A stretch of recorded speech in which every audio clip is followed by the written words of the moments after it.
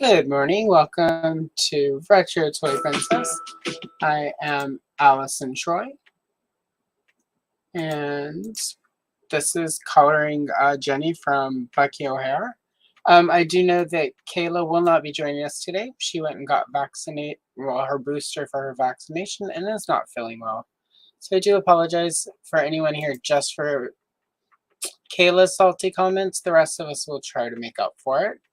And by the rest of us, I mean Andrew from Gayties. Good morning. Good salty morning to you. Yes. Hopefully, all things are better with a little salt, as most Caucasians hopefully learn in the next year or so. And now that I've made a salty comment about the Caucasians, we'll add Muriel. Hey! So we hit all of our demographics today. I bring a little pepper. A little pepper. Salt and pepper. I'm salt, she's pepper, obviously. Is mayonnaise a spice? Yeah, right? You're like, yeah, you could be Spinnerella. Because there were 2 or 3 Spinnerellas before we got the real Spinnerella. And then remember, like, for that one album that Shoop was on, they brought her out from behind the turntables and she was dancing and she would get like one line and she became like the 3rd girl in Destiny's Child that like kept disappearing. That move. Like, yeah, right? Everyone, the Belinda Carlisle, except Belinda was at least, well, she's a little bit more, it was just like Spinnerella, you have no rhythm. Anyway. But she could cut. Wait. She could cut and scratch. So there we go. She could cut and scratch. She could cut and scratch. Anyway, and for those that are here for the rap hip hop history, like, unfortunately, I could not get Dina this morning, so we are not going to be learning about hip hop because my points are off. So we just lost Andrew. No. I guess we He's like, forget it. He's like, he's in Canada. He's like, these crazy Americans with their mayonnaise. He back. All right, here he is. He's back. It was mayonnaise. It was mayo sapien overload for you. So yeah, all right. It's like whoa. Canada is like, I don't know if we're allowed to have this in Canada. It's getting salty. There's no maple syrup. But Canada has that. Who's the Queen of Canada? Rowena. Anne Murray? Or yeah, Anne Murray. Yeah, Anne Murray is the Queen of Canada. In 1970. No, the QAnon chick. Her name's like Rowena something, and she says she's the Queen of Canada. And I mean, there's people that are like following her, and she goes up to like news and is like, "I'm the Queen of Canada. If you'd like to interview me." I always thought it was the what's his face from Kids in the Hall, like Buddy, like he had the little bar martini. I always thought that was the Queen of Canada, but he was the Queen of King and Queen of Church Street for sure. Right. All right, really quickly, let's say hello to the chat. We've got Thanos in the house. Hey, Thanos. Since we're talking salt and pepper, we'll do some 90s hip hop lingo. He's popping today. What up? He dropped a new video this morning, so go everyone in the dog pound this morning, go check it out. Let's see. We're gonna get jiggy with it. No. Hey. And that was out of key enough that the copyright machine will not catch it. So good morning, Alpha Magnus. Good to see ya. And let's see, that's it for chat so far. But, we're in the fun midday thing where people just come rolling in as they will. We all know Black Phoenix will be here shortly because, he stands us all, as he should. He's all right. He is. Like, he's good people. I'm going to get him on here. Well, he says he won't do face stuff, which is good. Like, that's one of my things for dates. Before I go, I just put it out there. I don't do face stuff on the first date. So. Yeah, I don't do... That's terrible. Not face stuff. Like, not in the hair. No. Yeah, like, it takes a lot to get your hair. Like, no. Anyway, happy Sunday, everyone. I hope happy Lord's Day. Yeah, right. Oh, Kayla, you're missing it. Anyway, And Alpha Magnus is literally at work, so literally. This is literally not safe for work, so. Yeah, it's not safe for work. I do Uh-oh. apologize. Well, it depends on where you work. Like, we might be a little tame depending on what his job is. Like, That's you know, true. he could work at one of those adult bookstores for all we know, and like we're super PG-13 at least. So We're family I mean, friendly. maybe it's like down by the docks doing face stuff. I mean, who knows? yeah, right. A You job's know, a job. I hope it pays well. Yeah. what's a little, what's a Isn't it little right? rough trade down on the docks, like on a Sunday? Probably lucrative. It's probably really lucrative. That's like literally where I was like born and raised, basically. So it's like a Rough little trade on close the to home. docks. Down by the It was- docks. It was Fleet Week and projectile spontaneous birthing on the docks. It was like Athena, but it was Andrew, and it was on a dock, and there was no sea. Well, it wasn't sea foam. But He was going off to like Desert Storm, and I'm like, but I'm pregnant, and the whole thing. yeah, Like, right. sorry. That's yeah, right. I like I'll wait this. for you. I like this drama. I'm totally invested in this story. I'm like, and then Alright. what happened? Yeah, and then Good morning. Good morning, Toy Mama. Let's see. Hello. She's got Hello. grandkids today, so you can catch us on the rewatch. Probably don't want to watch this in front of the grandkids. Not this not this that's the way it's segment. going. And Adam's not feeling well. Tell him like we hope he feels better. Everyone loves Adam. So. And then she's telling Thanos hello as she should. All right. So I'll go ahead quickly and we'll kind of make it look official, like we're gonna color. Well, we are not like we're going, but you know what I mean. Anyway, so yeah, we're doing pages of Jenny today, and then there's the one with Mimi and Bucky. But I'm gonna start here with the spaceship one. So let's make it official. So Andrew, what are you coloring with today? I'm doing pencil crayons again. Excellent. Although I lost my pencil crayon sharpener. Uh-oh. So it's gonna get real piratey, like when I have to like start doing all this pink and orange. Well, we're all getting to an age where we're gonna start whittling soon. So like you're just getting a head start on those skills. I hope I might as well so. practice while when I'm on the porch with my gun. I'm like, well, at least I know how to whittle. Out, yep, out there, like with your color pencil, just sharpen them up. And I'm also doing the same one, so excellent. it's very busy and I like it. Phoenix is here. Hello.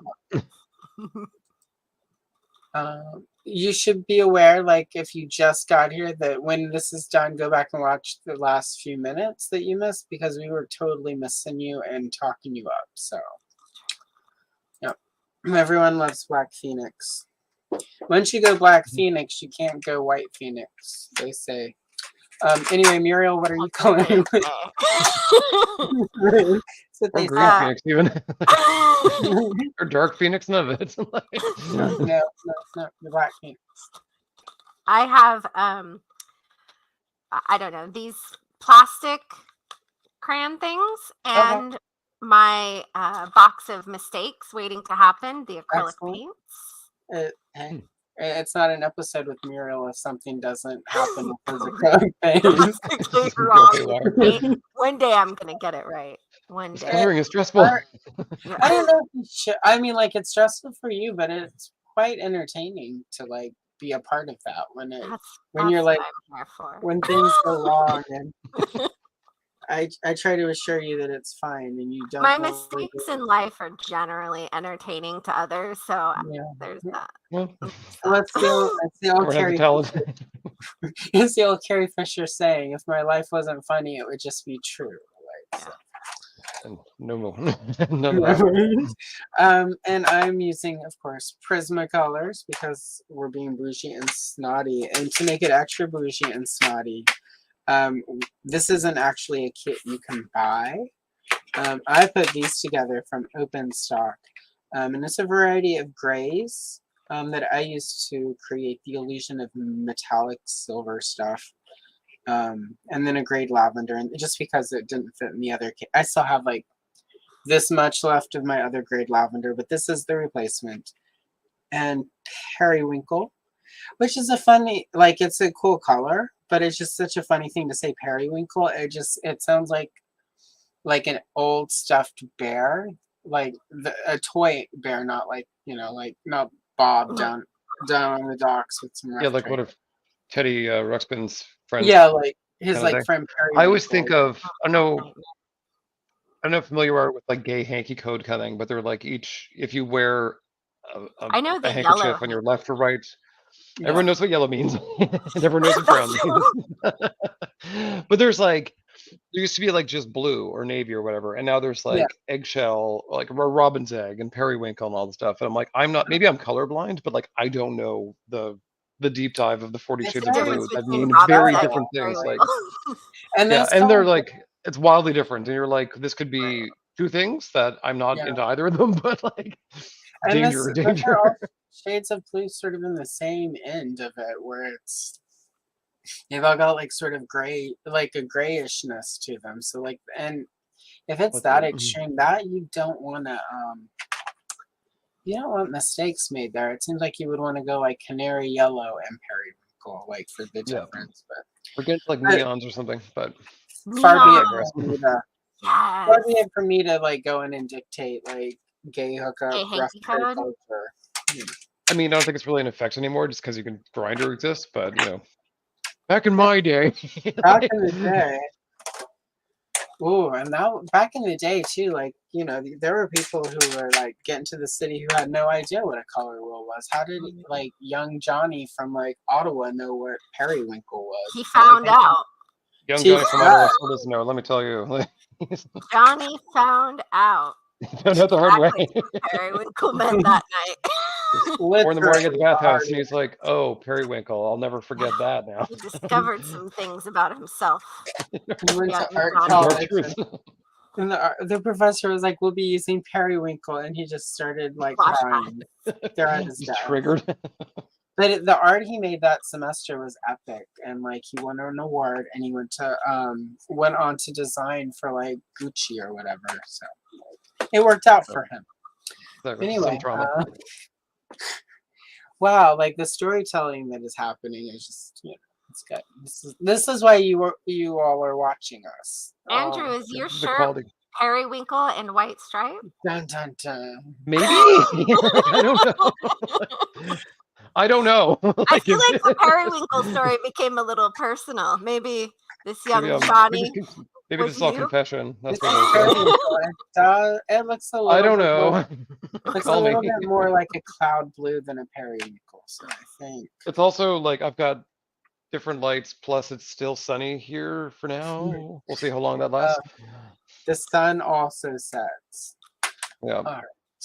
All right. And Toronto is 2:50, so it'll be very dark very soon. All right, no doubt. Let's set up the camera.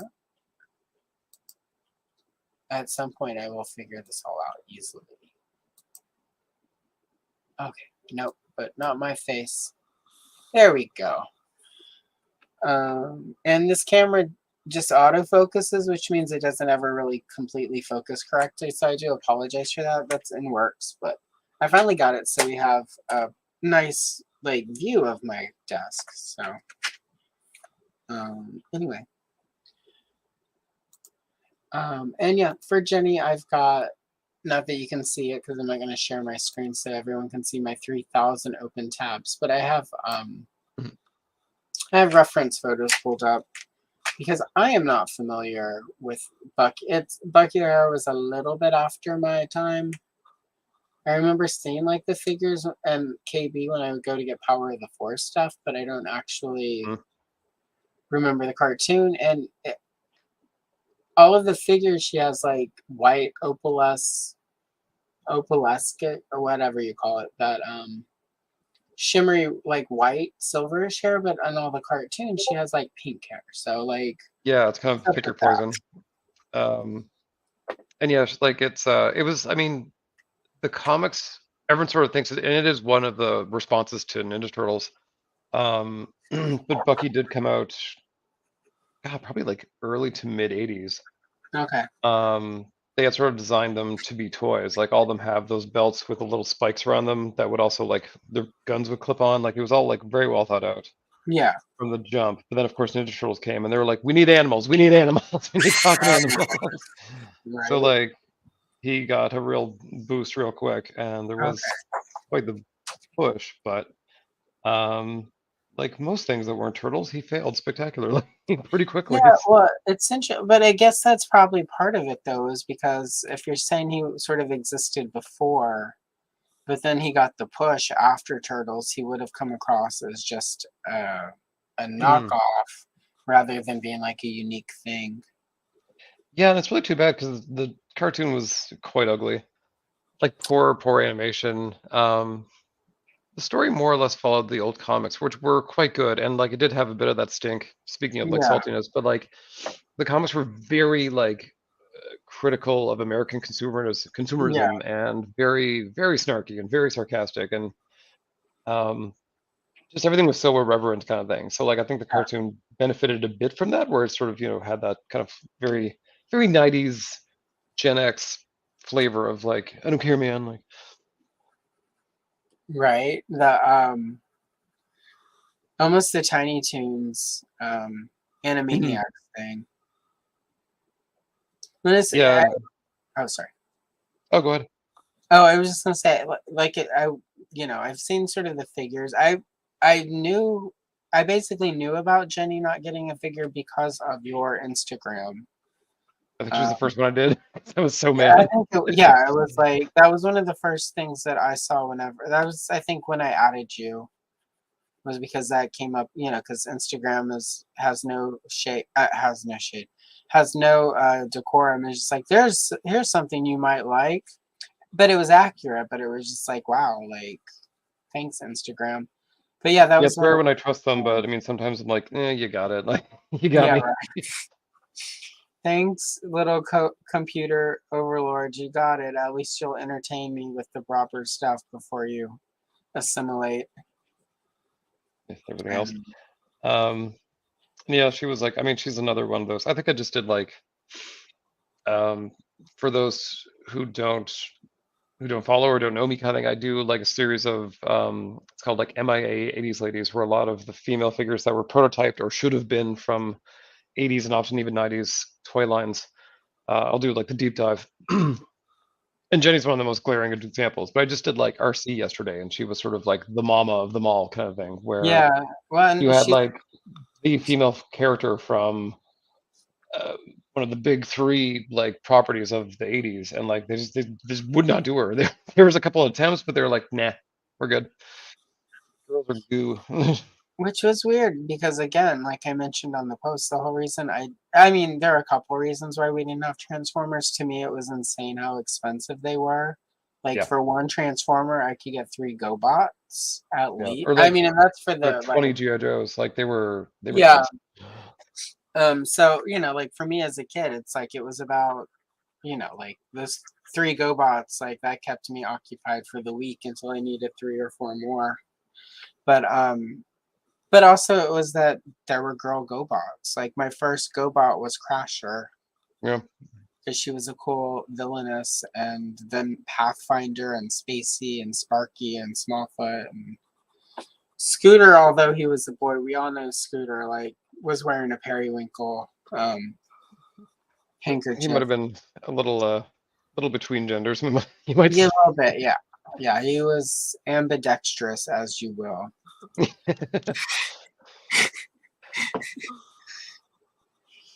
There's the little switch hit on his like console. So I don't know the whole thing of the missing, and I guess I kind of get it with the sort of machismo thing that really blew up sort of toward mid to late '80s around action figures. But it's just like Mhm. you hear all these stories about, and Kenner famously many times tried to do like Glamour Gals is very much an attempt at trying to take Star Wars and the Star Wars model and apply it to action to girls, like because they're little dolls but they're action figure size, which opens up accessories. And it just always seemed weird to me that other than like sort of She-Ra, it wasn't until really Polly Pocket that like the concept of a girl action figure really got any traction. And even Polly Pocket waxes and wanes. And I don't Yeah, think I it's for mean, lack of girls wanting to play with action figures because literally Princess Star Wars was, despite everyone acting like it was a boy thing, it really crossed lines, and it's weird to me when they don't want to include, the Todd McFarlane of it all. It's like a good female action figure will get a lot of kids to your action figure. I mean, I don't know. What are your thoughts?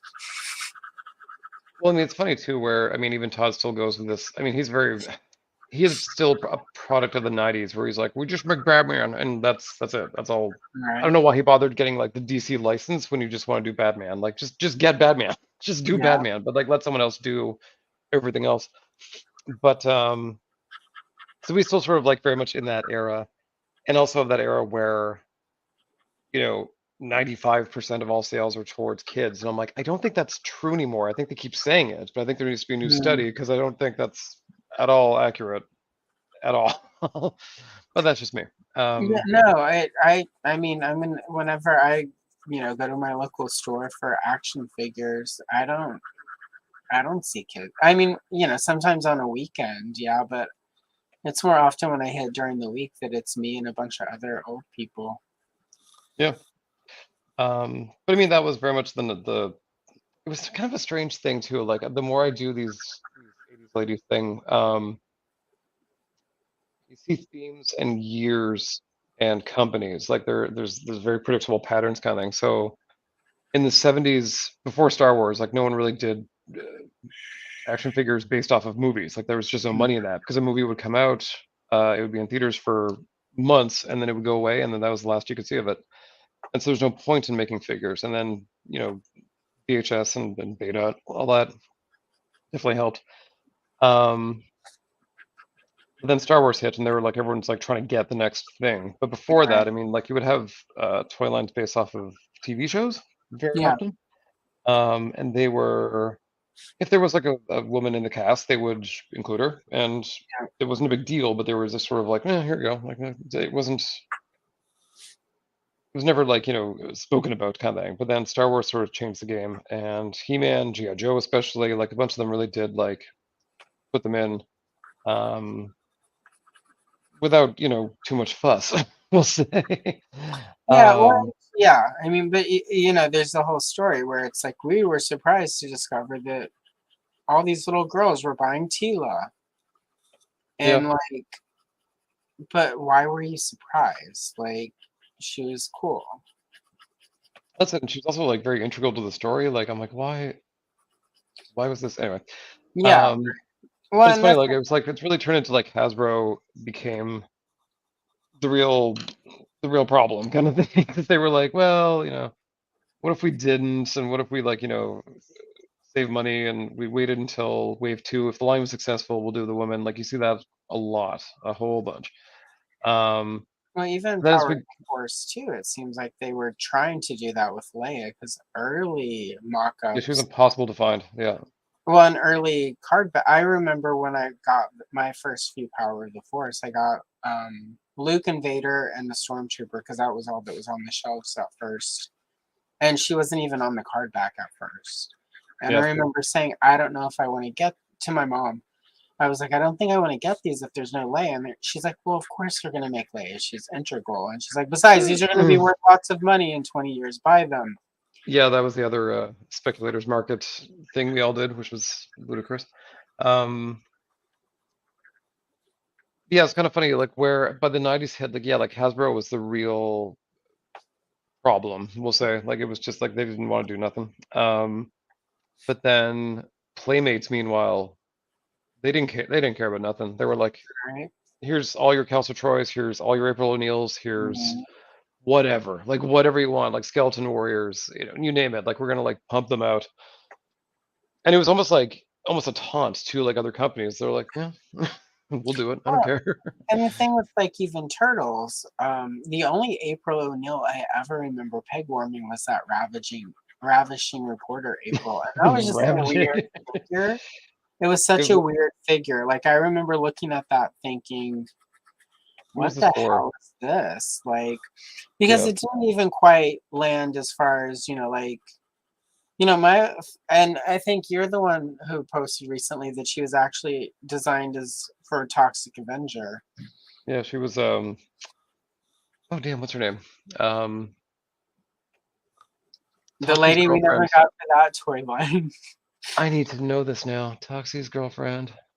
Elaine? Yvonne. Yeah. And that was even more like apparent. Like I think at Toy Fair, there's Trick or Treat Studios, or someone's doing like retro Toxie figures, and they're like, Yeah. yeah, we're doing Yvonne. Even though the original sculpt had like these like rock hard nipples, they're like, yeah, we're doing that too. I'm like, Yeah, I saw thank you, that. thank you so much. Like that was a curious choice playmate. At least they toned that down for the April figure. But I mean, but Playmates also did. I need to pick some of them up, but I don't know if you remember briefly in the '90s, Swan's Crossing, which was like this teenage soap opera that ran for a few months in the summer, and they did an action figure line. I need to pick a few up. Also because it was designed by Justine Danzer, who helped design Glamour Gals and Princess of Power, and she worked on Strawberry Shortcake at Kenner. And like a lot of her, she designed like there was a slumber party playset, which was just like a fancy canopy bed. But it's really cool. That is the only thing from that line that goes for a lot of money because it wasn't common. But I kind of want it I would use it for my eventual Castle Bright Moon that I'm going to put together for my Princess of Power collection. But they even tried like a girls' toy line, like and that's one of those things where if the show had taken off, that figure line probably would have done better. It's hard to sell toys on, as pre-Star Wars. It's really hard to sell toys for a movie or a show that doesn't have that free promotion there. Yeah. And there's just sort of just a general, like, it's a very like old boys club too kind of thing where they tend to think of girls, and I don't know if they're wrong. Like they thought of like women action figures as a sense of drama for your male toys, and like it's very similar to the way Ken was meant to be drama for Barbie and her friends kind of thing. So like it's not, Right. you ain't wrong. Like you're supposed to be like a kidnap victim or a foil to the hero or a romantic partner or something, but you're supposed to like create that conflict in playtime. And I'm like, yeah, but I mean, I didn't. It was just Well, yeah, I mean, if you go, one of the coloring books that I'm working on that, like, will be, like a full video of the pages or whatever as like story time. The early Masters of the Universe, one of the play patterns was because Tila was the quote unquote guardian of Grayskull, who was intended to be married eventually to the King of Grayskull when he returned. Skeletor in those early like year one and year two, wave one and wave two stories, there was this whole thing of him trying to force Tila to marry him, and in this coloring book he literally sends Beastman out to kidnap Tila, and they're in Castle Grayskull, and they bring her back and they put her in a room and she's in a wedding dress and he's going to force her to, and it's only the arrival of He-Man, Battle-Cat, Man-at-Arms, and Zodak that like prevents her from having to marry Skeletor. And it's really so alarming.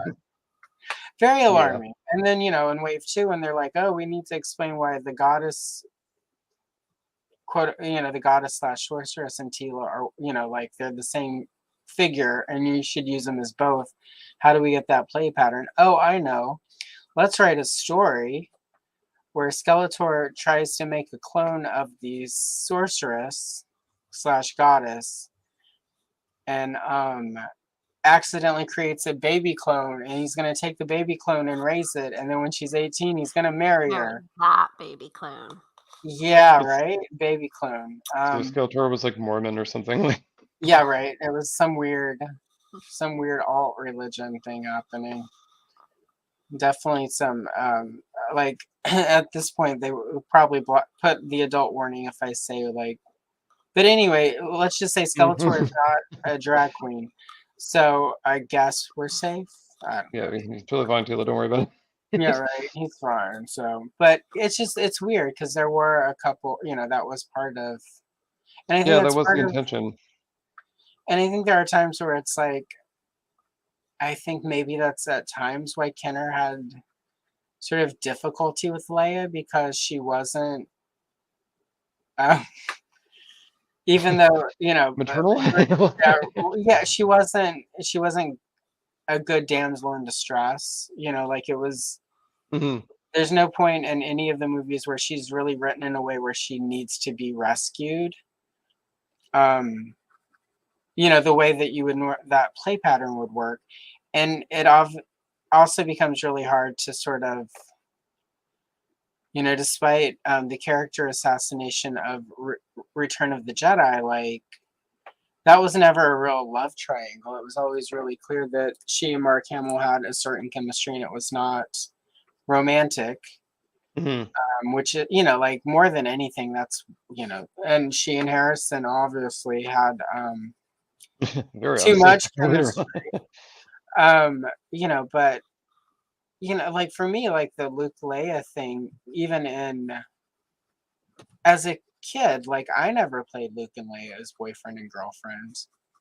I mean, I frankly, I was disinterested in Han. Like for me, it was like Leia the droids, Chewbacca, and like all those Cantina aliens, and the Death Squad commander was like He's so Tarkin. hot. So hot. Yeah, he was my first figure because that's all we could find on the stores, and my early bird kit was late. And I think that's why I have a thing, like an affection for old dude action figures with like watches, because he had that, had the little watch, he had the helmet. He could also be a Rebel Fleet trooper if you like, if you used your imagination, which I did. Also, there's so many like old people in Star Wars that never got toys. Like Mon Mothma sort of was recently fixed. Same with Tarkin. And I Yeah. just remember being like so mad about that because I'm like, I want General Dodonna. I want like Uncle Owen in Peru. Like I wanted like strange choices, but I'm like, but I want him. So Yeah, as a kid, well, that was when I bought Scarlet in 1982. It was so she could be Mon Mothma. My first Scarlet was not because I wanted G.I. Joe. It was because I needed Mon Mothma. Then I tried to repaint her into Jabba's prisoner Leia, and that did not go well. Yeah, your first foray into painting, you're like, oh, this is difficult. Yeah, I had no idea. The Purple Pie Man Paint by Numbers kit from Kenner, like that paint does not stick to figures. No. It just barely sticks to those canvases to be honest. Yeah. Like I did like the little like the cheap white plastic tray with a little like dollops of color. It's not even paint. Like I think you add water to it and it sort of becomes something like pigment maybe, but like I would try that. And I was like, no, that's not working. So not correct. But yeah, I mean, but that's also funny too with like with Tila kind of thing where it's like she was intended to be a few things, mostly like to cost save. yeah. Like really. But then again, RC, like they sort of made her. She was kind of like hyped up to be some sort of like sharpshooting assassin, but she was just like a mother hen to the kids. So you're like, well, this is right. disappointing. So like everyone sort of, but I always found like G.I. Joe had a good track record where it's like most of the women were paired off except for CoverGirl. Like they all had a boyfriend, like in their work pool. But I mean, they all had their own personality. There was that early point where it's like it was almost like CoverGirl and Duke and Scarlet were intended on Sunbow anyway to be like in a love triangle of some sort. Mm-hmm. I mean, because Scarlet and Snake Eyes in the comic books were like a couple, but in the cartoon, it was always evident to me that Duke and Scarlet sort of had a thing for each other. Yeah, and like CoverGirl was trying to homewreck it, but all the while she would like all the other guys on G.I. Joe were trying to get with her because she was the only single one left. Yeah. And she was like, bleh, I don't date coworkers. And you're like, good, thank you for having, some self-respect. But then would homewreck Duke and Scarlet, who were like clearly like the mom and dad of the G.I. Joe operation. Yeah, and right. you're like, Pick a lane. Wow. Yeah, right. Also, like there was that, and then because at first she showed up and she was blonde, and then all of a sudden she has like Scarlett's haircut. Very sus. Yeah, like someone's Almost like, like "Oh, I'm a redhead too," and you're like, "I see some you." single white female action happening Or there, there's some like dead rabbit in the back. right? Jennifer Jason Leigh's first action figure, then we didn't even know it. Where's my? So now Muriel, I'm gonna ask for your perspective on all of the lady action figures because you were horrifically unrepresented as an action figure growing up. You had Natasha and Princess of Power, and she was so far at the end of the line, she was rare, so it's not like that even would have Yeah, I hit didn't big. have that one. And Onyx and Golden Girl, who was probably like one of the best ones, but She was again, the that line did not do well. It didn't because I think for a couple of reasons. I should jump into the chat really quick. We've just been ignoring them. Let's see. Ken Toy Connections is here. Hello, Hey. Ken. Hey, Ken. Speaking of female action figures, his Delta 17 line will be hitting soonish, and he has two ladies in that. So I'm going to have Ken on at some point to talk about some of these issues. Good morning, Cobb. Welcome. Cobb is on the West Coast as well as I, so we can still get away with saying good morning. Thanos says, I loved Evelyn and Tila as a kid. I don't get when companies are adverse to making the ladies even out, especially when they are established, beloved characters. Exactly, Thanos. Exactly. So much so that I'm going to add that extra X for exactly. Exactly. Yeah, that's kind of the funny thing too, where I saw some interviews with Brian Flynn? No, with the Nacelle company, Brian K. Voight, I forget his Okay. name, but with Nacelle they have some weird properties, but they're doing sectors, and I've been waiting to do the sectors MIA 80s ladies because Stellara should be coming. Mine's in the mail now, and she was likewise someone from Wave 2 who was supposed to have been made. They didn't. She has a different variant from the comics that's vastly superior to the one that was in the cartoon. So she's got like repaint possibility. Like she's great, and I'm very excited to get her finally. But that's the funny thing, like Yvonne from Toxic Crusader, like Stellara, like there's all these Jenny from Bucky was in wave 1 of the boss fight studio, Bucky O'Hare figures, just because they were like she was criminally undone. So bam, here you go. And all of them do that. They're like first wave, bam, here you go. And generally, especially if they fit in with the vintage line, they're the ones who sell the most. Because everyone's like, oh, this is something I don't have. So. Well, and when I was looking her up, so I could get an idea for color scheme. Or like I mean, they're all like marked down on Amazon right now. So if you're looking to get some Bucky O'Hare figures and you don't have an Ollie's where a bunch of them ended up, but even sort of the variant Jenny is like $20 right now on Amazon for anyone watching. And if you click at some of the links in my videos, you could use my Amazon affiliate and I'll get a commission. But I didn't link to her. I'll do that but it's interesting because I went on eBay and looked around as well. And she's the only one on eBay that's still going for, most of, there always is people who never mark anything down on eBay. No matter how much nobody wants your old stuff, Carl. Nobody is going to pay $35 for that mint on card Power of the Force. Oh, good Lord, no. Luke Skywalker, no matter how rare you want. Everybody had. Literally, I don't everybody care had. if it's long saber, short saber, long trace, whatever. Nobody's going to spend $30 on that.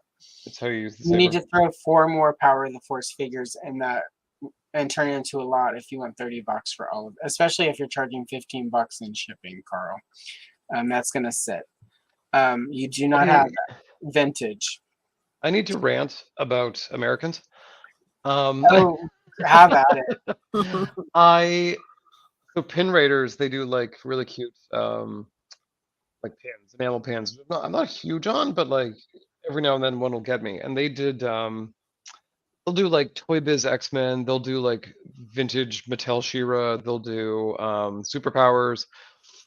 And they're just like, of course, little enamel pins. They look just like the figure. They're adorable. I love them. And Yeah. then they're like, we're doing a bunch, back on back in stock for pre-order. And I was like, literally, like it was in my calendar. Like I was like, I'm on it. I'm doing it. I get there. I threw a bunch of the carts. Like I mean, quite a bit kind of thing. But like again, maybe like maybe $50 to $60 worth. And again, that's US, so it's going to ding me quite a bit. Get to checkout, and they were like, it's 45, non-negotiable shipping. And I was like, clear this cart. Like, oh my how God. dare you? Shipping is wild. Yeah. Remind me, what part of Canada are you in again? I'm in Toronto, so it is like the center of the country, like literally and figuratively. Yeah, so that's not even, you're not even like close to the US border, are you? I'm like, I mean, I can see Buffalo from my living room. Like it's right there. Well, I'm sorry that happened to you. No, Yeah. I'm just kidding. Our condolences. Thank you for the validation. Thank you so much. Like, I need to check, but I think if I remember correctly, Ed is near that area, so maybe we could work something out where like once a month you get stuff shipped to Ed's house, and then once a month you guys meet at the border and trade. you're like a Or drug you come deal. over for a day of buffalo wings. True. You could also it is outside of Buffalo where they filmed the 1981 seminal slasher The Burning. So you could just say you're coming over to have hot wings and go visit the campsite from that movie. Yeah, with if in case border security's there, like, what are you doing here? Just come to look at movie history and get hot wings, and they're gonna be like, that tracks. Yeah. And then you go home with a bunch of toys and like merch. So hide it in your trunk under the props from the camp or whatever. We would do that. I mean, if anyone here's watching from border security, this is like from 30 years ago, so try to catch me. But yeah, my mother would do that. We'd go down to like Maine or New Hampshire once a year, and like very waspy, like a very waspy vacation kind of thing. But like we didn't have, it was Price Club at the time. We didn't have Costco at the time, and they would have like, I didn't have Toys R Us in my province then, and so like we'd go down and it was like awesome. And then LL Bean again, very waspy, but like coming home in August, like mom would be like, okay, we overspent by a lot. So if you could just wear everything you bought across the border, that'd be great. So it's like 35 degrees Celsius, which is like 102 or something. And we're just like in like coats and sweaters. Thank you for translating that to American, because I'm like, 32 degrees isn't very cold.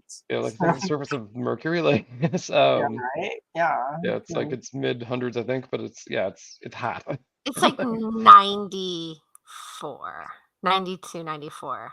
Yeah. It's hot for sure. Yeah. Especially for wearing like. So wait, you have to tell them the things that you got? Because I've never told. You have to claim them. I've got. You're supposed to. Well, I mean, the thing is too, like sometimes I just don't check. So like I've been dinged. I lived in Vancouver. I went down to Seattle quite a bit, and most times was totally fine. But the one time I brought back like a ridiculous amount of booze. Like I don't know, they knew, maybe they could smell it. Yeah, they were like, yeah, we're gonna have to confiscate this. I'm like, I want to watch you pour it down the drain. Like I want to watch it. I want to see it because you ain't drinking that. You're not about to have a party on me tonight. No, ma'am. Out of my watch. The closest I came is when I drove my car from Texas to Oregon. I stopped in Arizona, which I never recommend because it's Arizona, and but I stopped at a Walmart right before the border into California, so that because I needed to stop and get like my oil checked and everything. And I had at the time, like Walmart had the auto club thing that my parents had given me. So took my car and got an oil change, bought a Princess Leia medical Frygate figure, which is over there. I got bread and like cold cuts and stuff because my I had a hotel reservation in Palm Desert, which is not as glamorous as Palm Springs, but it's right where the desert ends when you cross over into California, and it was like where it hit. Like I didn't pass a Walmart between right by the border and then where my hotel was. So I stopped and I got like bread and sandwiches, stuff, and cold cuts, and I got a bag of oranges because I'm like, I need to eat fruit, right? I've been in a car for almost 18 hours. And I get to the and it's all in my ice chest. And I get to the border and I'm crossing over and they stop me. Are you bringing any fruit into the States?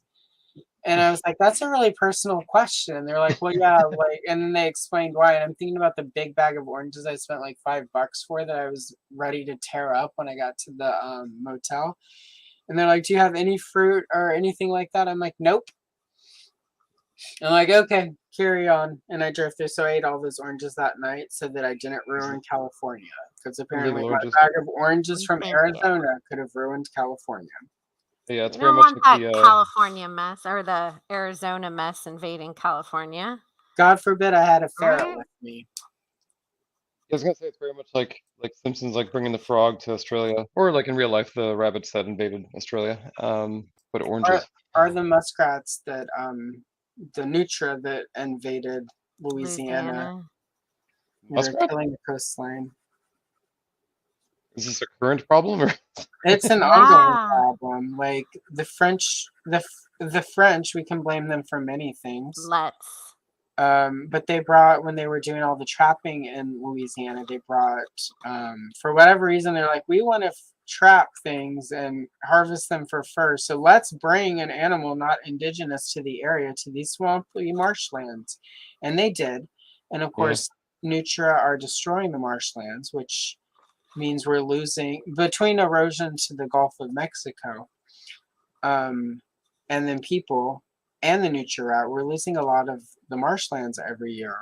And that's, of course, vital to our ecology and stuff, so we can breathe. The environment needs like marsh and stuff.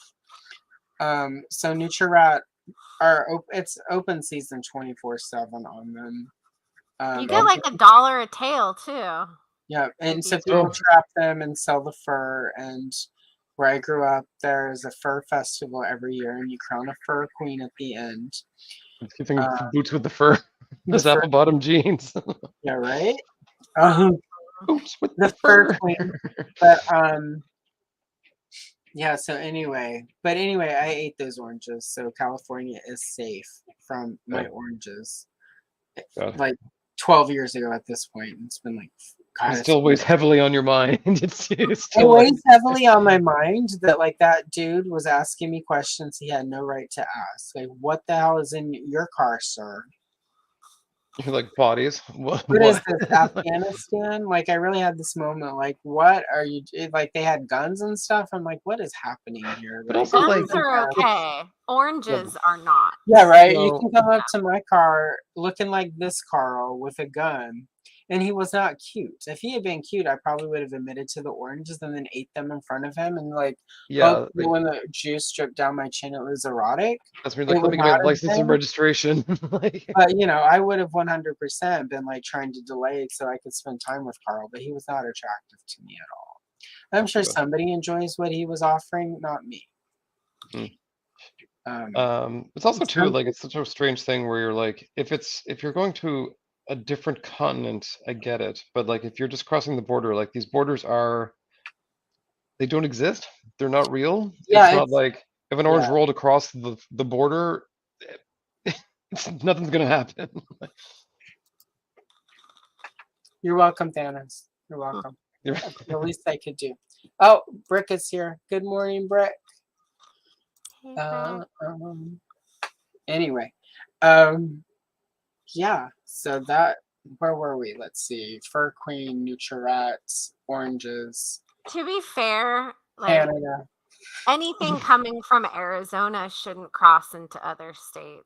This is true. I mean, like, you know, I maybe stay there. Although I am still, I have decided to reinvigorate my campaign to get people to move away from the Pacific Northwest and to like go gentrify Arizona. I mean, because it's already happening there. Yeah. So like, let's save my part of the country. And like, so I've decided I'm going to reinvigorate my like Tempe is where it's at for people. And so I'm gonna start telling. I hear it's really going on in Tempe. I hear people are moving there. I don't know what to make up now because the artisanal cheese thing that I was lying about before, I don't think is gonna play. I feel like people now will Google and be like, "There's no cheese thing happening there." Because my whole thing was like, because I know how to get people who like to gentrify to go to places. I was like, yeah, they've got like this artisanal cheese that's made like in this special barrel. And it's like made from wood by indigenous people that like goes back centuries. So it's like an indigenous process they use. So it's more natural that way. Yeah. And people would just sit there and be like, oh my God, that sounds amazing. I really have to try that cheese. They would have got, and I also had an elaborate story about butter that they would make churns with this wood with. Like, I hope people moved and then they got there and it was like that scene in Pee-wee's Big Adventure where like there's no basement in the island. They're like, we don't have no special indigenous barrels that make butter and cheese. What are you talking about? Right. And then and if it ever came back, I could just be like, well, that's what you get for not knowing American history and knowing the differences in people's cultures, Carl. Lesson learned. Yeah. I have taught you an important lesson on your colonial mindset, Carl. My mom convinced me to move to Reno because she said there were camel races. Look, I was 14 and I was like, really, I'm in. Because I was like, I'm not going to Reno. You people are insane. And she's like, no, they have camel races every year. And I was like, oh, shit. Okay. Yeah. And I got there and it was like a few months. And I was like, so is there like a season? When? Yeah. Is there like a season? And my mom was like, what are you talking about? I was like, the camel races. She's like, there's no camel races. Ooh. Yeah, that's I was mad. Your mom is the worst. Yeah, that was really upsetting to me, actually. I feel like I went to a dark place in Reno because if your mom had not blocked me on Facebook, I would be jumping on Facebook when this is done and yelling at her for the whole camel race thing. Be glad she blocked you. I wish she had blocked me. I'm not on Facebook, bitch, though. So yeah, you're not. I mean, just because I message you through Facebook all the time, I know you're not. Wait, Brick, did they have camel races? He's saying, do they still have camel races, or did that end? That never happened. Okay. All right. It's not like this is a third world country I live in. The suburbs of the Pacific Northwest. Camel races in Arizona. No, Reno. Oh, Reno. Oh my God. Here's Reno.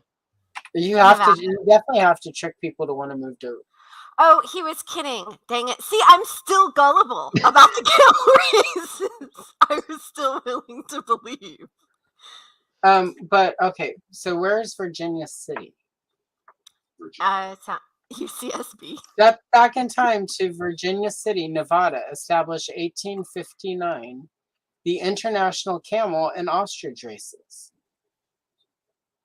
September 9th, 2023. We missed them. They were future event. Yeah, so earlier in September there were camel and ostrich races. That yearly? How long has that been going on? Because that's a good question. All right. That wasn't a lie. Event details. The camels, ostriches, zebras, and good old-fashioned family fun. No copyright on that. Returns with the 64th International Camel and Ostrich Races, presented by Sierra, Las Vegas, and the Grand Sierra Resort, September 8th through 9th, right here in historic Virginia City. This hilarious, anytime you tell me your event is hilarious, I'm not sure it is. This hilarious and family favorite tradition started as a prank between two. I'm sorry, drunk relatives. Between two newspaper editors and Muriel's bitch of a mother. More than 60 years ago, and remain 60 years ago. That's about when your mother was like hatched out of an ostrich egg. So that makes sense. Wait, so that means that there were actually camel races. And she lied to me that there were not. She double lied to you because she's like, that's not a thing. You're like, but But it Because I was was like, if you I want to go, and she was like, no, that's not real. So she That's just not didn't want to take me to the camel races. Maybe. Oh, see, again, I'm just gonna start a fake account. Go find your mom on Facebook, befriend her, pretend to be her friend for a few weeks, and then be like, "Well, at least I never made up ostrich and camel races to get my kid to move to Reno." And then when she's like, "Yeah, I've never done that either," I'll be like, "It's me, Peggy, it's Allison, Choke on your lies. you liar." There's that camel beauty contest. I guess it's in Dubai, I want to say. And it's scandalous. Okay, wait. We've missed it- some amazing things in Do the the camels have cool names camel. like horse races? Wait, did I the camel or did that end? Apparently, it's still happening as of Still September. going. Maybe next year in September, we should all like go to these camel races and like do a live stream from there. Like, just get the whole gang. Everyone in chat, you're invited. Let's do it. I want to go to this camel beauty contest because maybe like they're very inflammatory against Dubai, or maybe their talents are lacking. But Yeah, I want to know why it's so controversial. Like, yeah, The right. camel beauty contest. mhm. Because they will like inject fillers or do eyelash extensions on the camels so that they win. It is wow, it is so scandalous. Run I by do a not feathers and know my tiaras, mother like- an apology brick. No, never. Not in this lifetime. Dude, the camels have cool names like horse races. You know what, Cobb? With as little information as the website gave about the actual event, instead of gonna- trying to convince me, it's hilarious.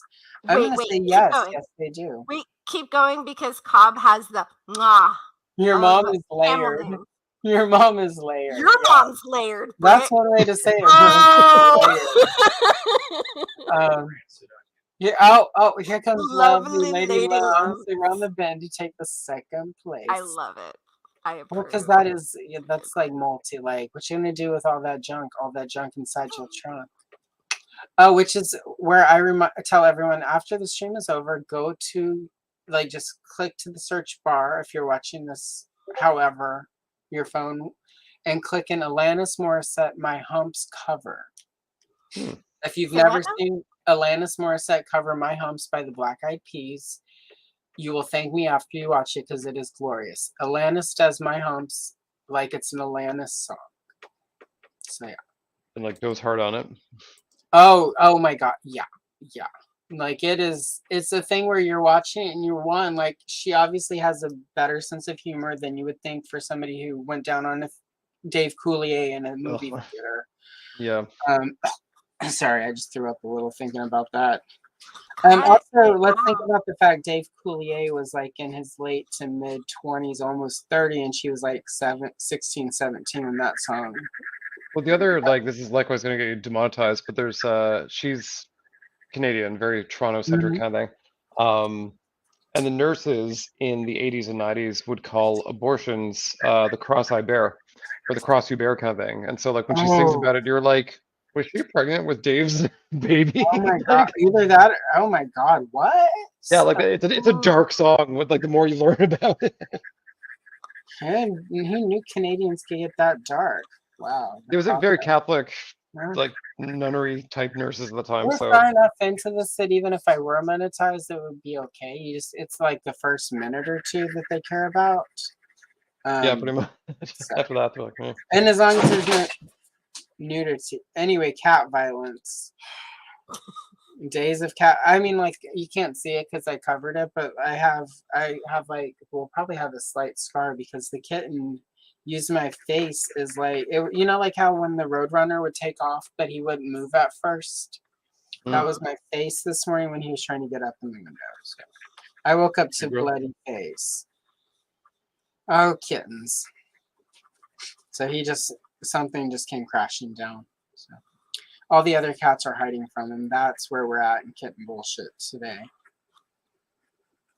Also, I've thought about cat ladies. I forgot. I just got, I think on Friday, the first wave of Legends of Dragonor, which are kind of the new, where's my camera? The He-Man-ish toys. And so they had a cat lady on there, Pantera, who's very like Panther, but like the dude. I just like the first wave I was like, I like these, and then they showed the second wave at some con recently, kind of thing, with like a Mhm. witch and like Yeah. again, like actual like black woman with like bone armor and like Yeah, basically like she's really Brave cool. Star kind of homage, and I was like, I'm in, like I'm in. Give me Yeah, all well, it's these. funny because mine showed up. I opened mine the other day. I just because I'm redoing. Next time we do this live, like in theory, will have the Crystal Castle behind me. Like I'm getting everything arranged so it works. It functions as a work area for coloring videos, but also for live streams. We do the wall, so it's not just whatever. It's gonna be cool, but so like they're not over here. But I opened though. I was feeling very meh, despite how enthusiastic I was when they first announced them and showed them, and then so they came from Big Bad Toy Store. I hadn't opened the box for like maybe it's been here almost a week and a half, 2 weeks, and I'm like, I need to open that Hmm. because it's easier if I open it and take stuff out of boxes to move stuff while I'm rearranging everything. And I open, and then they had shown the witch, and they had shown the awesome black lady, which I went for because I'm just gonna use that to make a bunch of cups. I need a Grace Jones from Conan action figure, but and I opened them and I was actually checking them out, and I felt way more enthusiastic than I had been actually having them in hand because they're Yep. really sturdy. Like a lot of times with Yeah. indie toys, like they feel like indie toys. These have the like Emiliano and like the guy he works with on them did a really good job. Like they feel like 80s toys. Like Yep. The plastic's like correct. the cards are like nice and thick. The bubbles are nice and thick. Like it's like I'm hoping they can continue that level of quality because I mean, I'm not gonna lie, the bubbles are better than what Mattel is giving us for Origins right now. Like Oh half the yeah, I time mean, like they're I was opening those, and I mean, like if an intruder came into the place, I could have just used like the corner of the plastic bubble to like murder him, like murder someone. Like it is right. razor sharp. That's good advertising. You could kill someone with this. Enjoy your toy, murder a burglar. Yeah, and Ooh. Dennis opened all of his on stream last night, and Oh, I wanted to grab mine and show them off, but yeah. All right, let me mute they're real quick. fun. I'm like, I mean, I'm looking forward more to Wave 2. Like, I think that's kind of like these are great, but I mean, like there was a wave they produced, and then Mattel kind of came down hard, which is strange because usually like big companies ignore the Hmm. third party scene, but Mattel was like, nope, our Well, lawyers they are had to really because if you ready. go back and relook at those, the first version of Barbaro is literally the Masterverse New Attorney of He-Man. It was, Yeah, and then like and Shirella, the original girl, forget I her, forget her name, Shirella, Yolanda or something. No, you're Randa. yeah, No, Shirella is on the box for one of the Giants from the 1987 line, like the yeah, Giant. the Archer. Yeah, And um, Scott Nutlick, whenever he was doing the bios, had linked her. She's actually the Green Goddess now, and like oh, that's right.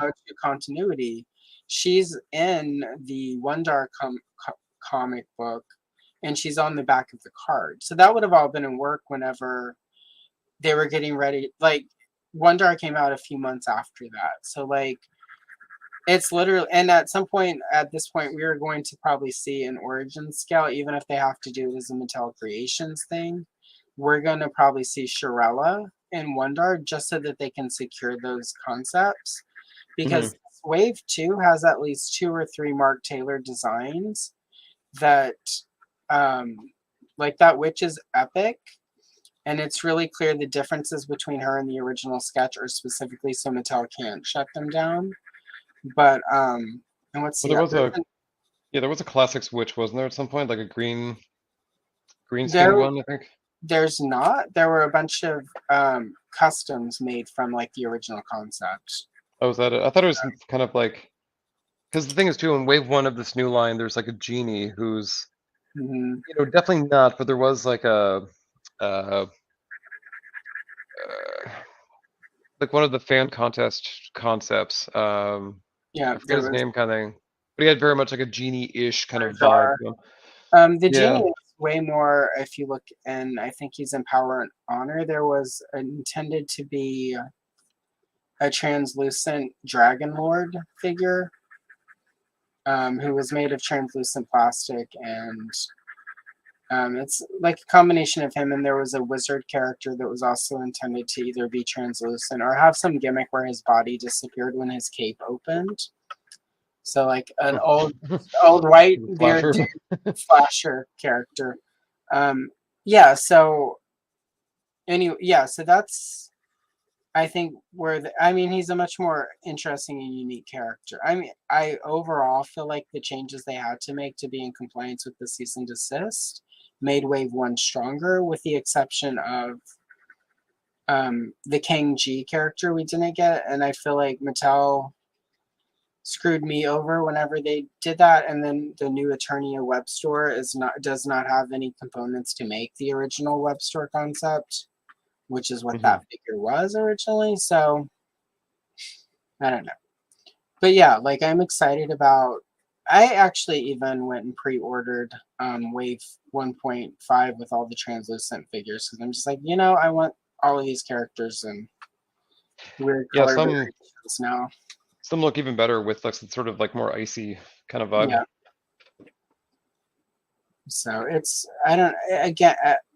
it's really interesting. I've never necessarily been into the concept of indie toys, but more and more lately, it seems to be where what I'm actually wanting is happening. And it can't. I mean, I'm sorry, it can't be because of cost. Because even Boss Fight Studios with like these Bucky O'Hare figures, like it's not like not like Boss Fight is making it's literally it's got to be a shitty board of directors situation, because there's no way totally Boss Fight can like sell these figures for almost the same prices as Hasbro is selling it, and they're not like they can't be making zero money. No. Got to be making something, and it's maybe not a lot because of how these went to clearance, but like at the same time, like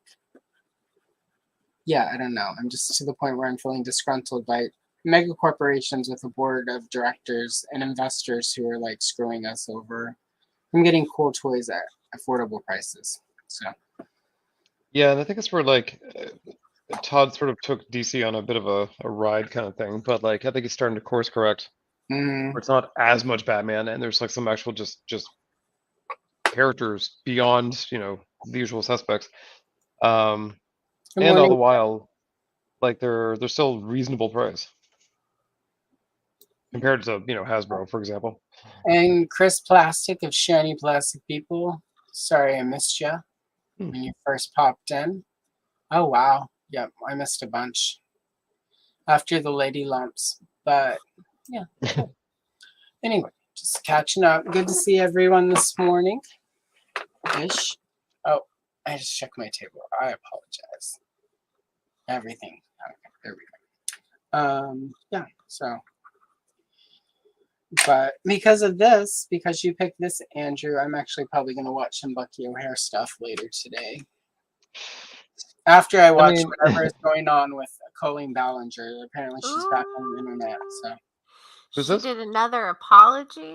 I don't know. I hope so. I hope there's a ukulele.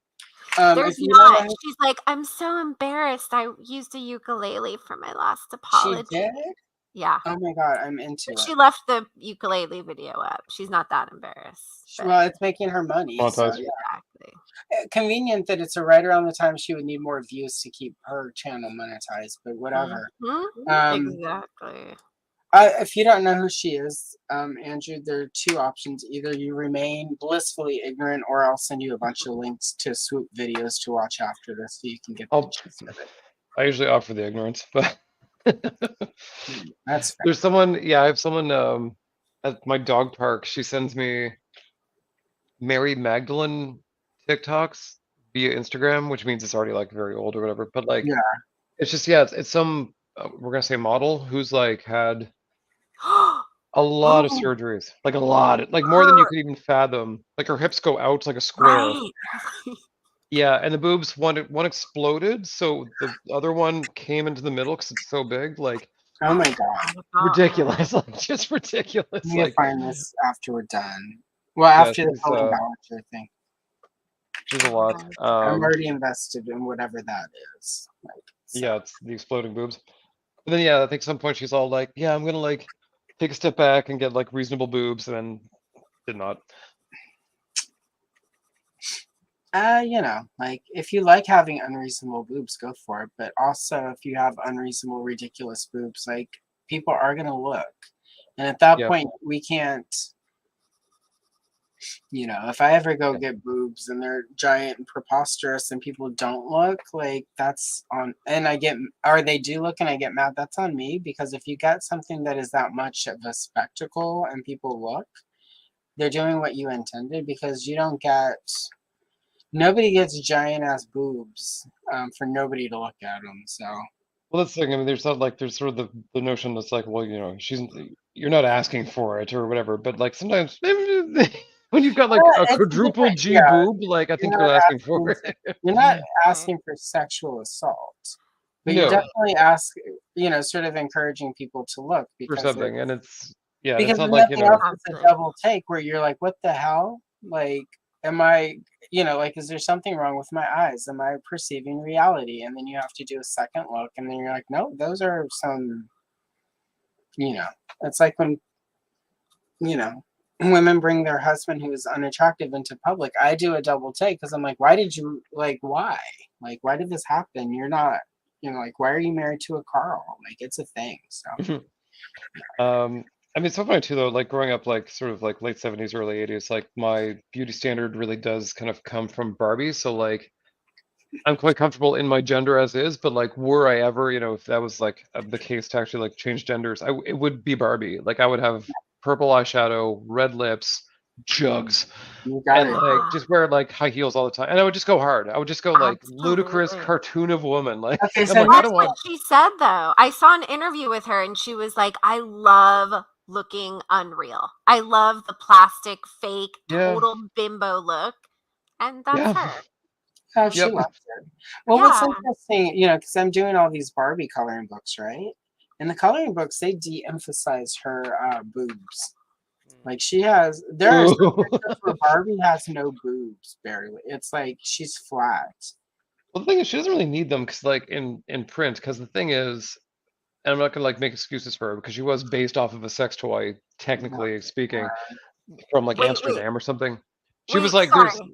Barbie was the creator was in Amsterdam or something like that, and saw like literally like a little doll, this body little doll that was like you're supposed to like take her clothes off and have her strip tease for her kind of thing. And she was like, there's something here, not that, but there's something else here that I could monetize.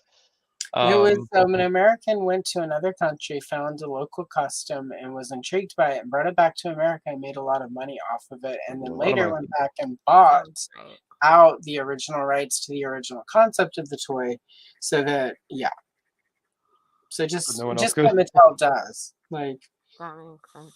Um, uh, Quip. Quip says I look like a Muriel he went to high school. This I get is that all gonna the sound time. so terrible. I don't know if I dated a guy named Ryan Evans in high school. Maybe. What high school did you go to? We're getting connections in here. and I would Connections, be if a you will. terrible woman. I feel Yeah, terrible because I really don't. you're talking Lily. Muriel, as far as the Barbie thing, check Yeah. out the Toys That Made Us on Oh yeah, Netflix. that's There's a it's a whole episode. cutthroat, like because Yeah, they talk about how they like just need Bart like or Gem on the Holograms, like it was corporate '80s cutthroat yeah, nonsense. I loved it. yeah. Oh, but like to Barbie's point, like not to like again like not to defend her, but like if you make a T-shirt and you shrink it down to a 12-inch body, it's not going to proportion or look the same. Like the seams are going to be bigger, it's going to look strange on them. So you kind of do need to have a tinier waist and big boobs for the shirt to look like normal-ish. Like Yeah, it's just the nature of fabric, frankly. yeah. I mean, like it makes sense, sort of in the dolls. And I will say that, like as a kid, I was not a Barbie girl. I liked Darcy at Kenner. I liked Glamour Gals. I liked the Charlie's Angels from Hasbro. I never got Amigo 12-inch Wonder Woman because she was spendy before my parents could really, like I had the Princess Leia large size doll, but that was because I would not shut up. Um, It's a great That was likeness in of that was creativity also too. part of my Easter basket, and I'm sure my parents outsourced, and they were like $10 at the time, which is a lot of money in 1978, 79. Like I had large size Chewbacca, large size Vader, large You size Luke, fancy. and those were all Christmas gifts from various grandparents. So like Oh the yeah. only reason I had the original 4 large size figures was because grandparents bought 3 of them, and then I would not shut up about getting Leia. So which is why, but she's cool. But yeah, I never, by the time Jim and the Holograms and hit at the same time She-Ra hit. And if I was going to pick Mm. up a second action doll line, it would not have been Gem. It would have been Golden Girl. Because I did like Yeah. those, but it was just like there was so much happening in She-Ra and all of my other toy lines that. Well, She-Ra was like seismic too. I mean, like that came out and we were like, He-Man had a sister, and it was like a very big deal. And like Golden Girl, but I mean, Golden Girl was the successor to He-Man. Like they were much Yeah, more barbarians and swords and boobs, and yeah, like it's way they were more. just more badass. And She-Ra was very much, and this is, and again, as far as He-Man, I'm not as big of a fan of the filmation aspects. Like the cartoon, always I felt let down by, just because the way they had to simplify the designs. Like Evil Lynn and Tila, their designs were so epic. I mean, it was the same Hmm. damn figure in different colors, but whatever. But in filmation, they were just so muted that it didn't land for me the same way. Yeah. Um, I do not like the Prince. To this day, I still am not a huge fan of Prince Adam and He-Man. I big fan of Wave 1 and then Wave 2 mini comics, where He-Man's just a barbarian adventurer type, where Tila is a warrior goddess, um, and a little bit hot-headed sometimes. I mean, they tried to do that in Filmation, but they also like had to make her the girl. The hostage. Yeah, right. And like with Princess of Power, the Wave 1 mini comics were a lot more in that sort of fantasy. They're a little, Catra is like a barbarian type with a bunch of like catbirds and barbarians, and and that's Golden Girl had that too. And I remember looking at the Golden Girl on the end cap that my Walmart had it at, and like looking at all the fashion, like all the fashions that they had, and how they had like a bunch of outfits for those, and but there was there's like the winter carnival like assortment of costumes, and it was just like really elaborate. And I remember sort of reading the descriptions and really wishing that like I could manifest all of it, because it was at that point that my parents were sort of convinced that I was getting a little too old for even though I would have only been 10 or 11. And they were not buying me quite as many toys as I would have liked. But also it was my fault, because I also needed Madonna and Cyndi Lauper 45s and cassette tapes. Yeah. And then they're like, well. Yeah, so, like I wasn't blameless in the situation. I was, it's that age where it's like you're growing up, but you're not quite fully there. But Also, like preteen wasn't really a thing yet, so like there's that. yeah, exactly. Like we were twins, but we didn't have that designation. And so a lot of my Princess of Power stuff I had because I would I would mow grass. I worked for the first summer. I worked at my uncle's body shop, digging up their gardens and helping them plant flowers so that it would be pretty. And I made like $50 for the entire summer, which in 1985, when you're like 10 or 11, like that's a lot of money. I got all of Wave 1 except Cow and the Crystal Castle. And that included like color forms and like some storybooks. And I mean, I had to wait until the fall because Frost still wasn't out yet. Cal never had stores. I had to order him through Sears. And then we went to the Sears outlet in our town, the little office where you pick your stuff up. So like Golden Girl I wanted, but it was just like at 10 or 11, you only have limited money. and you're basically slave labor for whoever you're working for. Mm-hmm.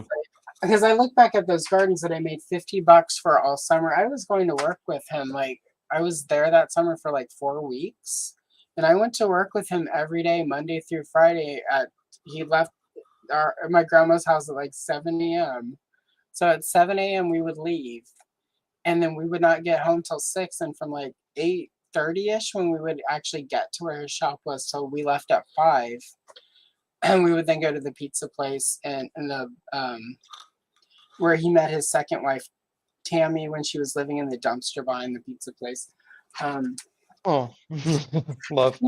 Runaways, they live in dumpsters behind because you can't eat. They throw the pizza stuff away and you get some food. That's smart, actually. Yeah, I've been considering that lately. I'm like, the way rent's going, I'm like, right. Take notes. Oh, really? Pizza dumpster. Interesting. She wasn't smart in other ways, but she was street smart.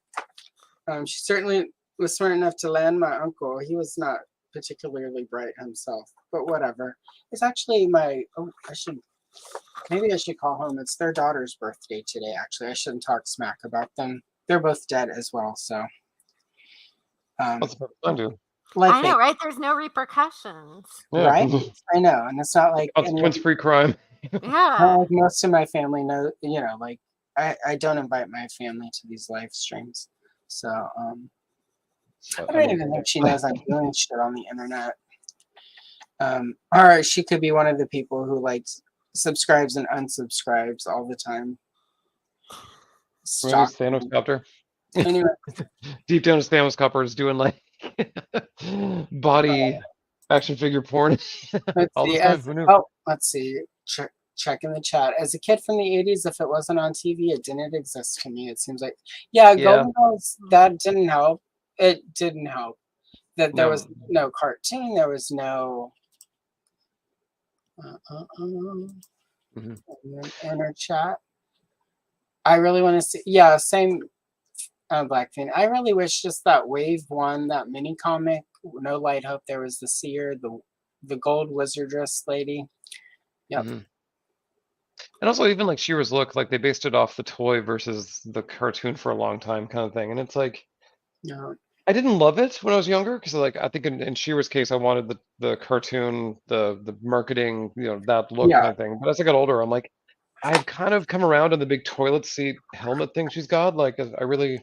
Yeah, as a kid, that was another. But again, I had toys before, like the cartoon was, because the cartoon didn't start airing until like a year later. I feel like. And I already had all of the figures by then. Like The Secret of the Sword was out, but it was like it was 80s release, and it wasn't like a blockbuster. So it's not like. They released it in March, but it didn't hit the town where I went and saw it. Like, there was one day I didn't work a full day at my uncle's shop to buy Princess of Power, so I could go spend like $1.50 to see a matinee of The Secret of the Sword, like the day it hit the theater that Friday. And that was like July-ish. So it took a couple months for it to hit the small town. And even the multiplexes, it's not like. And this Filmation cartoon movie that's going to be on TV in a few weeks is going to be top of their priorities. So yeah, true enough. So and also, like, it didn't do well. So, like, any of them really did. The toys were brighter. They were more colorful. They, all the like weird 80s doll fabrics with like the holograph. I've got a bunch of like the stuff they used to make cake. I still need to cut because I'm going to redo the capes for my Masterverse figures with that. And when I do that, I'm saying it right now, I need to cut extra capes for people such as Brick, so that they can have those for their collections.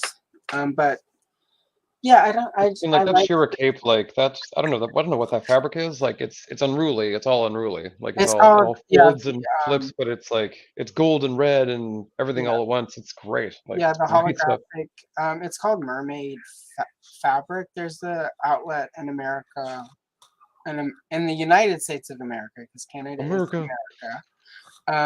That actually sells it in like long flats, and so I just and multicolor, so I buy it from there. And I've got like a dark purple that has like greens and stuff. I'm gonna use that to make a movie Evelyn an origin scale that's toyetic and not movie accurate. And then the like sort of the leather, the fabric for like the belts and like the collars and stuff, that's called like leatherette. And I have an exact match for Queen Angela's belt from the toy. And I've got that in the exact color, the exact look. And then I have it in a yellowish. So at some point I can do a 80s style Princess of Power Wonder Woman. So yeah. Actually, I've been remodeling my bedroom, and I got a new glass cabinet in there just because it fits. Now I'm like, what do I put in there? What do I put in the sexy time room with, you know? And I'm like, vintage Shira. Yep. That'll Nothing attract for people. sexy time like vintage. Yeah, looking over and being like, that's a lot of Shira. But Angela, I remember like I did actually like pick her up like I think in the past couple of days, and I just still marvel that she had these like puffy, frilly jasmine pants. I was Her like, more pantherlings. pants? Like, Yeah, I loved those. And she's a strawberry blonde as a figure. They changed that at the last moment. So she, you know, like I had someone tried to tell me, well, that's just like because she's a strawberry blonde and they couldn't make that color happen. I'm like, sir, Mattel in 1980s could 100% make that happen. yeah, like They mocked up the holographic belt stuff through color pencils and alcohol markers. Like, also like they did Barbie. I mean, like there's no hair thing they couldn't do. Like, well, really quick, because I think I showed you these. My recent acquisition of Mattel's attempt to crush the glamour gals market. Like just the art on this card. Like I'm gonna end up picking up more of these figures because none of them are the only one you'll appreciate this, Muriel. The only one that's worth more than like 15 to 20 bucks mint on card is Spangle, the black girl. Spangle, but they all have names like Dazzle, Glossy, Spangle, Glimmer. There is a Glimmer.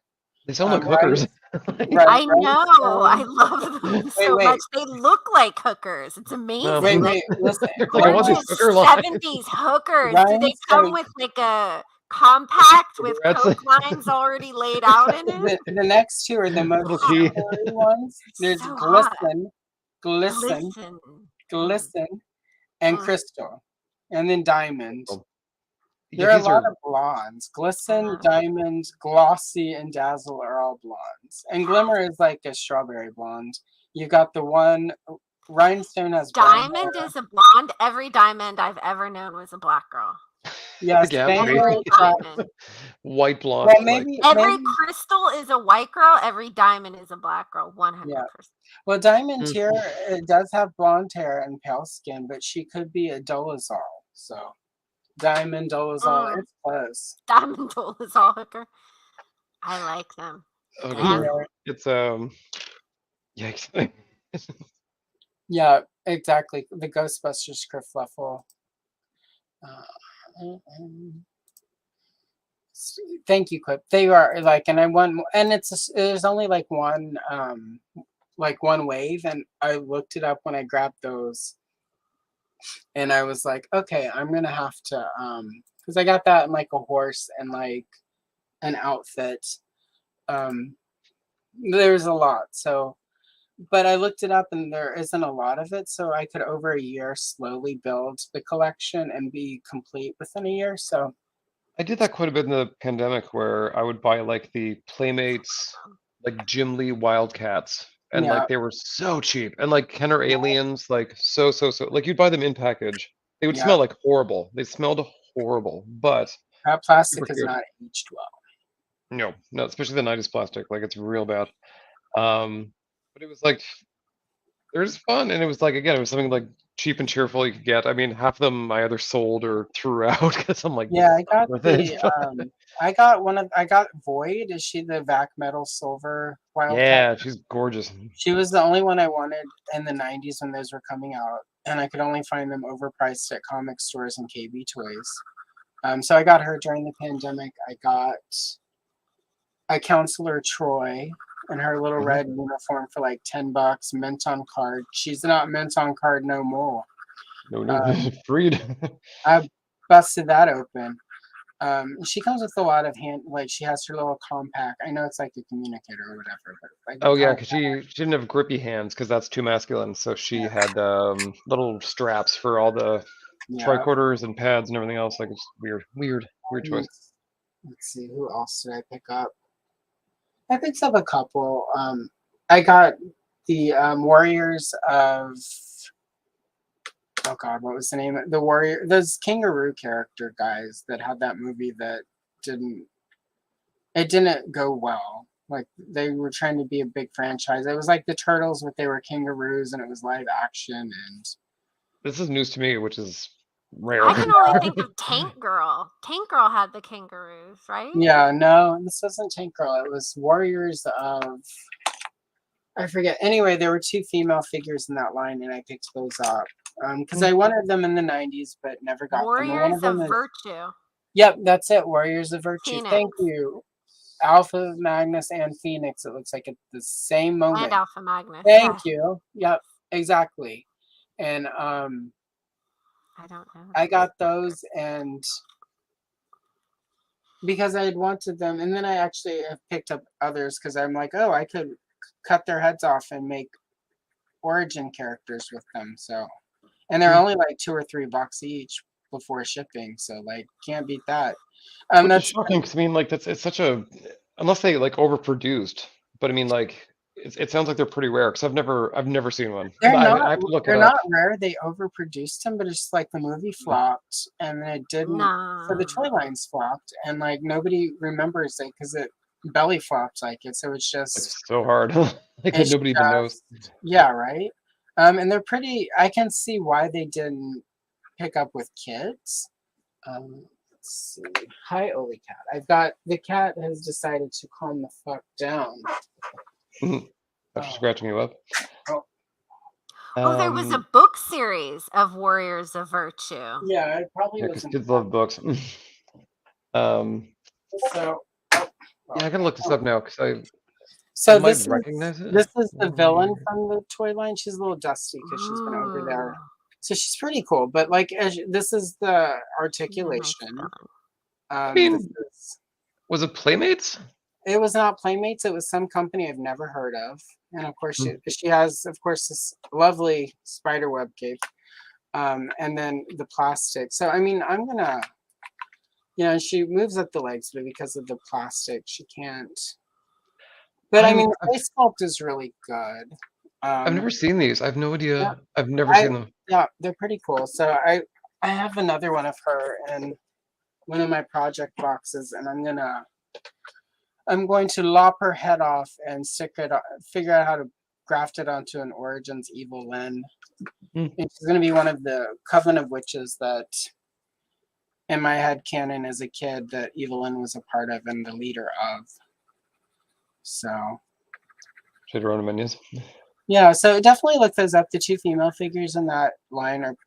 I would get the other one, but she's behind stuff, and like just getting her a bunch of things fell. Which I'm gonna redo it all, but right now any figure that hits the floor is cat toy. So, but yeah, but it's a cool little line, and the 2 female figures in it are really amazing. Which is, all I wanted back in the day, because it was when my decision that I wanted a cool shelf with just cool female figures on it happened, because it's like they were happening in the 90s, but it was also really rare. And it was rare enough that when you found a cool one, you definitely wanted, even there were some that weren't even cool. It's in my storage, but I have the what is it, Lieutenant Sparks from the Steel movie, the wheelchair figure. Oh God, I got her, and that's not and Annabelle Gish is not an unattractive actress, but that figure is hate crime. You gotta get 4 beers deep for that one. Yeah, it's like end of the night before the lights come on, and you're like, yeah, and it's a very and again, Kenner had some. It was still like Kenner was still a separate division. They had some Kenner was amazing weird because Kenner went hard all the time, and then once Hasbro kind of interjected, they were doing like Robin Hood, Prince and Thieves, or they were doing Waterworld, but they were like, no girls, no. Even though you Yeah, take like, or like even like I mean, you look at like something like Batman, where they're like, here's I wanted a Vicky Vale figure. We got Bob the Goon, but no Vicky Vale. I was like, right. justice. Like, Yeah, that it's just I don't know. Like, we got Catwoman for Batman Returns, and and she was we great. got Catwoman for Batman Returns. Like, there totally needed to be, based on how that movie was there should have been a Selena Kyle That was figure. crazy hair. Yeah. Yeah, something Um, like, or even like Kenner should have used that as one of their attempts to. I think they would have been fairly successful if they had tried to do like a Catwoman fashion doll for that movie. Like, I think Catwoman got a lot of people into. I mean, that was my first true, real adult toy collecting moment when I saw that Batman there's Returns Catwoman many on it. adult moments in that movie. Yeah, right. There's also like the thing is too, like when people talk about that movie, like it's on its face is not great, but Michelle Pfeiffer is so good in it that like that It's carries if that you carries try it off. to, it's classic Burton before before he had to put Johnny Depp in everything, and everything became Tim Burton trying to ruin our childhoods. Yeah, And I or like don't use the word ruin our childhoods lightly, because there are a lot of man babies who weaponize that phrase for like putting women into, modern version, modern sequels or whatever. literally But anything. literally, like his Dark Shadows movie, garbage. Ugh, garbage. Willy Wonka, Mm. garbage. I Oof. don't know what the fuck he did to Alice in Wonderland, but I didn't make it more than 15 minutes into it. I'm glad he's in love with Johnny Depp. I have not been in love with Johnny Depp since Kate Moss ruined him. Um, Yeah, he never recovered from her, did he? I just, whatever, like heroin's a hell of a drug, as they say, and he's proof of that. I had posters of Johnny Depp on my wall. It was a Johnny Depp, Debbie Gibson, Jean-Claude Van Damme, and Wilson Phillips. So that explain, like that's And my so many of them have adolescence. gone so dark. Like, God. And there was like a Madonna from Vogue, that really classic like sepia like poster that was out like that. And then Mhm. I got, right after I graduated high school, I got the Catwoman from Batman Returns, where it's like the close up and it's all glossy. Like that was on my wall for many Like years. super blue. Yeah, like that was a really cool. You know what I had was the standee. Like when you go to video stores and they had Mhm. like 10-foot by 4-foot cardboard standees, and some of them were complicated. Like they had like layers and Yeah, stuff. Like I knew someone who worked at the video store, and I was like, listen, when you're done, you call me. I will be down there in in yeah. 0 minutes, kind of thing. Like because I know other people are like kind of sniffing around too, and I'm like, it's mine. And so I When I got worked that at one and I want to be in the Beast, but someone else got it, and I got Aladdin instead, which I was like, that's fine. when I worked at Blockbuster, I was the one who put all that shit together, and I would decide who went home. And when Jerry Maguire came out, they sent us a bunch of the things, because you could put the actual copies of the movie in it. So everybody for whatever reason wanted Tom Cruise. So Good. For reasons. I maybe made some side money selling those, because I'm like, I can't stand him, but people love him. I'm gonna You know make what? this work. I watched Legend, and I forget that he's in it, and he was very young, and it was one of Yeah, his first movies. But like, he was such a So dreamboat, and that was such a great movie. yeah. Such a great movie. movie. Legends. My art teacher, who is a big reason why I do any of this shit, um, rented Legends. She wanted us to watch. That was one of the movies she would. I mean, she said wanted us, like my whole class. It was for me, because she was sick of all the Star Wars, and because and Smurfs. I would like.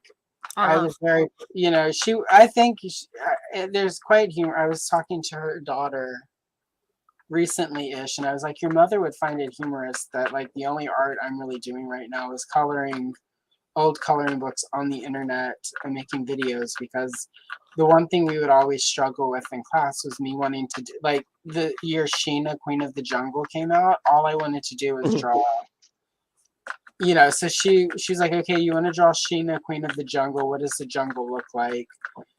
She's like, because yeah, so she brought all these National Geographics to class and gave me a stack of them, and she was like, all right, she's like, these all have jungles in them.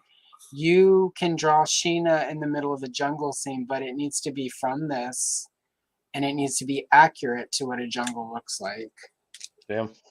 Yeah, so I did. I got my, and Sheena ended up being the smallest element of it because she was a great teacher. I got so interested in everything else, and that like my because I took like an ant colony and made it like an actual like mountain, and I put some naked. I was like, I can draw naked people, so I put some tribes people in there, which is probably appropriation or whatever. But 10, 11-year-old graphics to be problematic.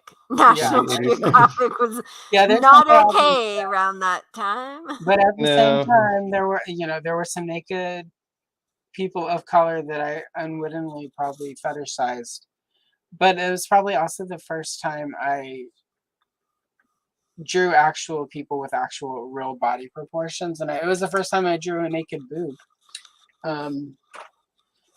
So yeah, there are obviously now when I look back some problems with it, but at the time, but it also was sort of a lesson for me that like I want to I think some of the way I do this is because of those sort of lessons, because I am trying to like, you know, when I do these old coloring books, I am trying to sort of elevate the art. I don't know how much I succeed with that. And it's debatable sometimes, because sometimes I'm just like, I just want to color this fucking picture. It's cool. But that's where I'm at today. I'm like, I just want like no shading, no nothing. I'm just like, I'm going hard on. And I'm doing, you know, like I'm doing little bits here and there, but like I'm not, especially for these live streams, I don't worry as much about that because we're talking, and you know, there's a lot of little stuff you can do like that without putting too much effort into it. Especially at this point. You know, like most of the spaceship I only used, it's all like 2 different gray pencils. So yeah, so anyway though, but again, I just, without even thinking about it, got the paint pens and just did all starry background over here. So yeah, so I'm gonna give myself a little grace, because there's some people not even doing this much art in their lives, and that's kind of what I'm hoping. You know, like like just the two of you. I definitely know Muriel would not be doing anything artistic today. She'd be asleep, living her best life, sleeping, if I weren't dragging her onto the internet all the time. Absolutely. But you know, and then you're getting, it was funny like when you posted, and like one of your friends was like, oh my god, where? And I went and made a note of your friend who asked. I'm like, oh, this person has internet stuff that they do. I'm like, I'm gonna reach out to that friend of yours at some point. I followed them. I'm gonna say, hey, do you want to come and color? Because you said this thing sounded cool, and I don't know who the hell this person is. And I'm like, that's cool. Like that's. It was they have like a Castle Gay Skull, I think. Oh I yeah. mean, when I say friend, it's somebody on your Instagram who like follows your shit and talk to. So. Yeah, he's been around for a long time. He's sort of like, he was sort of the gay He-Man fan kind of thing. Yeah, right. His stories are, yeah. He has 1,000 stories a day, and he's great. Like, yeah, so that was, I was like, this is a person that would be fun, and the fact he was just like, oh my god, where? I'm like, I'm gonna ask this person once I get things going. So, but yeah, I don't know. Like, I'm enjoying it. Like, I had a really good time last week with Brick. I don't know if Brick is still here. It was just fun because, you know, you get to sort of sit. We have had quite the conversation today. Illegal oranges, camel races, rough trade. Face stuff. Face stuff. Face stuff. Face stuff. And Whatever that that's means. also though, it's because it's us, like, and it's definitely, less about, there's some people when I invite them, it's very much like I know that they want to promote their channel, which no shame there. But it's kind of fun when it's, I'm sad Kayla's missing some of this combo. I'm glad she's taking care of herself. Mhm. I really like hanging out with the three of you doing these because it's just. Well, it's funny thing too. Like I kept thinking about doing more YouTube stuff, and I'm just like, it's not like mentally, it's not for me. Like the Yeah, editing, the shooting, the talking like a normal human being or a presenter, not for me. yeah, But I mean, I think it was Kayla invited me on to Geek the Fuck Out some time ago, and I was like, I enjoy this, like I really do. And then the other funny thing is on this thing is that I remember especially during the pandemic, like I was like, adult coloring books really kind of took off, and I was like, yeah, I'd really like to do that. Would I ever sit down and do it? No. yeah, But and here I that's am taking a break from like my bedroom remodel that I've been doing the last 2 days, and I'm like, I needed this you're getting just a to step little, away. yeah, exactly, and that's the thing. Like I made fun of adult coloring. I'm not even gonna pretend I did not. It You're like seemed really loser. silly and really ridiculous, and then I found in my during the pandemic when I was going through a box of books, I found my two vintage strawberry shortcake coloring books that were not colored in that I carried with me for decades. Um, and I remembered like I had bought a bunch of Shira coloring books as a kid, which I did not have. Those I lost in, I think those were in storage in Louisiana. So when Hurricane Rita wiped out my hometown, that wiped out a bunch. That's like where my flag is. It's somewhere and buried in a marsh somewhere, being chewed on by nutria rats, little beasts. But Devastating. And don't float. Don't no, float it apparently. does not float. We all float down here, not the flag. No. Um, but like nobody I know died. It was all material stuff. But the reason I never colored in that Shira coloring book was I had spent all of this time as a kid. Like I don't have the right things. I can't just use these Crayola crayons. Oh, I think I almost said it right. I can't just use these because these are just basic or whatever like they're not fancy enough or whatever it was. Mhm. Because I was sort of getting into that. I'm an art kid. It must be art. And then Crayola had just come out with like that was sort of right when they were introducing the markers that had pastels. And I was like, ooh, I could actually do some of the Princess of Power colors because here's the color, like the lavender for like, I was like, but it would be Filmation colors. Not that I called it was like the cartoon. I want the toys. And so I never, by the time I would have started being exposed to the art supplies, I was not coloring. I was a little older and not coloring in coloring books. And Well, that's very, it. I mean, like when we were younger, we had the markers with like literally just the rainbow plus like maybe black and brown, and you're yeah, like, what am I supposed to do with this? Or you get those, remember those big sheets? They were like in a plastic bag, and they would give you like red, green, and blue, yeah. and it would be like a landscape, and you're like, what am I supposed to do with red, Oh green, my and God, blue right. Or they would give you like one of those big fancy posters that like obviously needed millions of colors. You would only get 8. Yeah, And they were yeah, fine line markers that would die like day one. yeah. They were like thin and fiddly, and like they're like, oh, draw Lion-O, and I'm like, I need more than red and blue, don't Thank I? you. You did. I need Um, shades of orange. I need his little whisker. Like I need all of it. I need more than this, yeah. more than So you're offering me. So I went and tried to find, like those old coloring books, and the Shira one was super expensive. Every time I would find one that was not colored in, because that was sort of like, yeah, like it was before I realized I was going to scan them and get fancy with it. So I just needed one that was uncolored, and then I found in searching, I found retro reprints. And he has many. I mean, this is where the Bucky O'Hare came from. mhm. Um, he had it, and I'm like, it's reasonably priced, and let me pick it up. At first I was surprised And that I like did it out they of the made one, but blue a couple weeks ago. I'm like, I don't know anything about Bucky O'Hare. I'm like, but there's that figure line. I've seen reviews. I'm like, I'll just pick it up. It's a There might great be line. something I Like can miss. it's probably my Anyway, favorite line that's been done in ages, kind of thing. Like the Jenny figure is yeah. spectacular. Well, what was And cool they about it is the first half of the well, you know, because I sent you just the whole book to look through, and the whole first half of it are these great character shots that are would be really easy to do. Like it wouldn't take Mhm. me a long time to do those. So I was looking through, and I'm like, it's all of the major characters of this toy line. I'm like, these are perfect for shorts. Like, Yep. you know, and people who like Bucky O'Hare will see them and maybe have a great moment or two, and like. All 12 of us. Yeah, all 12 of you. Like, hey, all 12 of you are like my ideal audience. People who like obscure toy lines tend to appreciate sort of the artistic side of toys. Like, that's who I want. Like, I want people who are into like this, all this weird stuff. The weird arty side of toys. Like, I want those are my people. Um, I also like the people who are like, I don't know, I can't color, and then I know you're talking about me. a little Yeah, bit. it's an intervention, actually. Look how good some of your pieces have come out, Muriel. That's the thing. I've not colored since I was probably like 12. I quite enjoyed it. I would do like really big.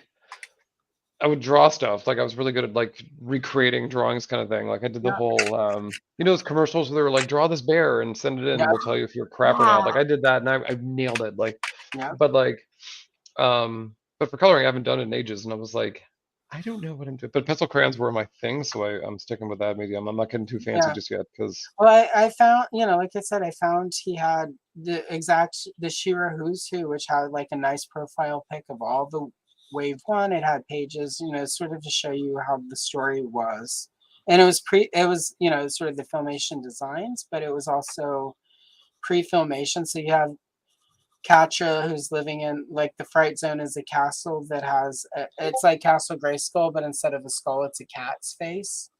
And like you see her conspiring in like the Whispering Woods with like these ogre people, and Because there's no Entrapta yet, so like she had yeah, no there's one no to talk to. yeah, and like there are parts of the Whispering Woods where the trees have faces, but they don't look nice. It looks like they're evil and they're like attacking deer and stuff. And Shira's and Entrapta are gonna have to save these deer. And so it, like it's got the coloring books have this sort of the darkness. The first 2 or 3 books that came out are sort of the dark fantasy that I liked. Mm. So I was and that's like, what Golden Girl provided, because they were like. I've got all 3 of the Golden Girl books, and there's 2 of them have complete stories in them. And so I feel like with that coloring book, I would go hard on, like, it would look like the Masters of the Universe box art, where it's like black with like sort of like red glow in the middle, and it's like bleak hellscape, and I'm like, this is Golden Girl for me. Yeah, I did. I've only done the 1 page, and I tried to get that, and I don't know how well I succeed. It's it got a lot of views, a lot more views than I expected Golden Girl would. I got some really nice comments from people, and there were 2 or 3 people who I got feedback from who I don't know who the hell they are, which is always great for me whenever somebody like someone new. Yeah, someone new that and they liked Golden Girl. So I'm like, I'm gonna do some more girl, especially when I have full stories, because I want to sort of get these stories out into the world, because especially for something like Golden Girl, if you're a fan of that, there's so little out there for you that like these completed storylines in color, that's something different that you didn't have before. And like the lady says on TikTok, everybody's so creative. So everybody's so creative. Yeah, so so I don't know, it was cool. I was surprised that I got so many people who were like, oh my god, I remember that. There was one lady on TikTok who was like, I loved She-Ra. I'm like, I don't care. You liked it and you commented blocked. I almost had to throw down with somebody on TikTok because I posted Barbie and the Rockers, and it was wave 2 Barbie and the Rockers, and they were like, this is great, but I'm pretty sure this is Gem. It's like, sir, I literally Ma'am. Get off my page right It now. was really hard. It was really hard to like not just like, who the fuck do you think you are? Well, actually, Who do you think you're talking to? So I stepped away, and then I came back, and I was like, well, actually, I'm like, I get to, Ooh. well, actually, you. I'm like, this is from wave 2 of Barbie and the Rockers, which was Mattel attempting to rip off, so I broke it down like, it's easy to see why you would be confused, my dude, but and of As course you mansplain me. it was a dude, of course. Ugh. And it Yeah, was that was like, yeah. I feel like my 80s girl toys, it was a big blind spot that I've been trying to like kind of fill in. So like I was really into Gem. Mm, I loved Care Bears and yeah. Smurfs, which are kind of like more like genderless at the time, but there's so many other things. Like I've been sort of looking at oh god, like Lady Lovely Locks and like Yeah, just I've weird shit that I was like, and I'm like, they had cartoons. I'm like, let's give it a go. And they're Rose pretty Petal short, one season, Palace one. is like Yes, like, intriguing. and also like, I mean, her nemesis was Duchess Ravenwaves, which I'm like, you can all start calling me that now. Like, just that's just my name now. Like, Yeah, I'm changing my office plates to say that Duchess Ravenwaves. Like, get out of here with your problems. yeah, the retro reprints website. That guy has, I think all of the Lady Lovely Locks coloring and activity books. There are 4. I'll pick them up at some point. It's just unless I'm actively needing it immediately. And when I say needing it, that's questionable. Like I've been picking up a bunch of Christmas stuff right now.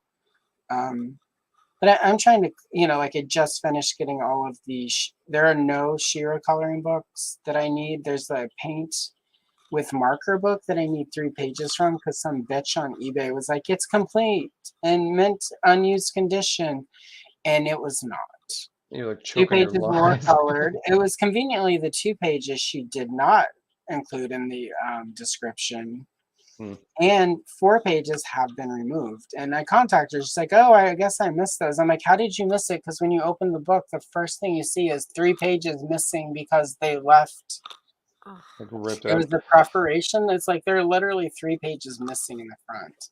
She's like, well, I could refund all of your money and you could send it back. I'm like, and I thought about it because I'm like, I'll just scan it and send it back to her. But then I'm like, then I have to go to the post office and no. Yeah, no So thanks. I was like, no, why don't you just refund me a little bit of money so that I went and looked. I'm like, here's one that's in worse condition than yours that is like $10 cheaper. Knock $10 off, refund that to me, and we'll pretend this never happened and you get positive feedback. And that's what we did. So, but it was frustrating. I've been yeah, I forget if it was you or someone else was posting I think it was like the Gem and the Holograms paper dolls, and I was like, interesting. So I've been sort of like looking into that. But also like someone else recently was posting about the like Panini sticker books. So I remember like the She-Ra, the Thundercats, and the Real Ghostbusters were like my jam, and I never finished like even remotely any of them. So of course I sniff around like on eBay, but they're expensive. They're expensive. Really Yeah, expensive. we had He-Man, we had She-Ra, and Care Bears. Those were the ones. My brother and I both had the books from, and like you'd always get the same 5 or 6. I mean, mine are washed away because those were definitely in Louisiana. But I during the pandemic looked those up, and I'm like, why are these so expensive? And yeah. it's like, But I mean, like a lot of things have come down since the pandemic. That has not. Let me tell you. One, it has not, and 2, it's, ma'am, you have been trying to get rid of these since 2020, and they've been the same price. And you have to make an offer option. And I know the internet well enough to know people have made offers, and you think somebody's going to buy them, but it's been sitting there for 3-4 years now. Maybe, ma'am, it's time for you to come down a little bit.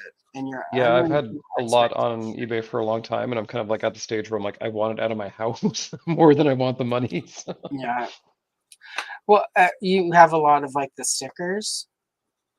Well, the problem with the stickers is that, especially the longer the time goes by, the time marches on, they've just gooified. Like I don't even know what they would look like or what they would do. Like or if they would do nothing. Like it might either be like a clear slime, or it might be like literally just paper, like that's Yeah. barely like hanging on to the sheet. Like it's one of two things, and neither of them good.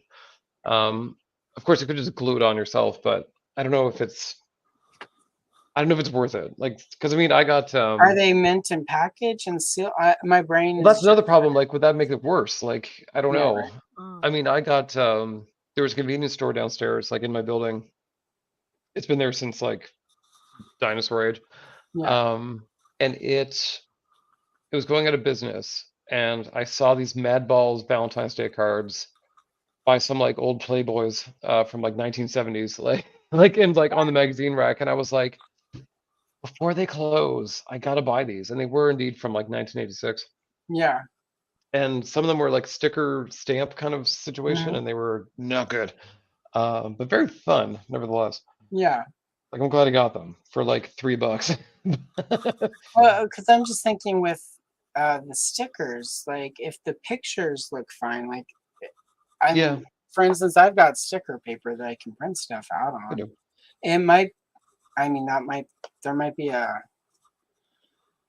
there may be PDF options that you could go in, especially if you have stuff that's rare and hard to find that, and then turn around and sell them on eBay for a little bit less, but then you would have scans of everything that you True. could somehow like, because I mean, like I have the retro reprints. He did all the Shira sticker books, which go for a lot, unstuck, and but again, with those, it's like they don't always work, and it's like, do you want to ruin something mint and vintage just so that you can slap some stickers on it to make videos to throw it up on the internet? Yeah, and even just to get that like that, just that nostalgic high for like 5 minutes and being like, I spent a lot of Yeah, money yeah, right. on this very brief feeling Yeah. that like I So don't think it was worth it. so I did buy those two books from him, and I did print all the stickers out on sticker paper and printed all the pages out, and that will be content sometime in the next year. Um, It's so important content right now. yeah, right. Well, I just love going to friends, just like grabbing them by the shoulder. I'm like, it's never been more important to create content than it is right now. I know. It's funny though, Um, like a lot of the stuff that I would never allow myself to buy before. Like I would have never bought half of these vintage coloring books. It's like I have a reason and yeah, it's a good reason. Like, I don't know. it's tax deductible. God damn it. There's also that. It is a little tax deductible. But I don't know. I I was talking to Brick about this last week. So this obviously will become a theme of my show for a little bit. Sort of feeling, because I do at times feel a little conflicted about the whole how in the current state of the world, part of how we justify doing things like coloring as adults and like indulging in certain passions is like, well, can we make it content? It's obviously capitalism, and I have like weird feelings around that. But Brick pointed out, who cares? You're doing it, so that's what I'm trying to go with. Not quite succeeding yet, but at the same time, I do know that there have been 2 or 3 purchases over the last 2 or 3 months that I 100% would not have gotten if I was like, well, I can make content with that. Yeah. And I mean, the content I'm making is, partly for, like I've just been scanning in my old toy booklets of like from inside the boxes of toys.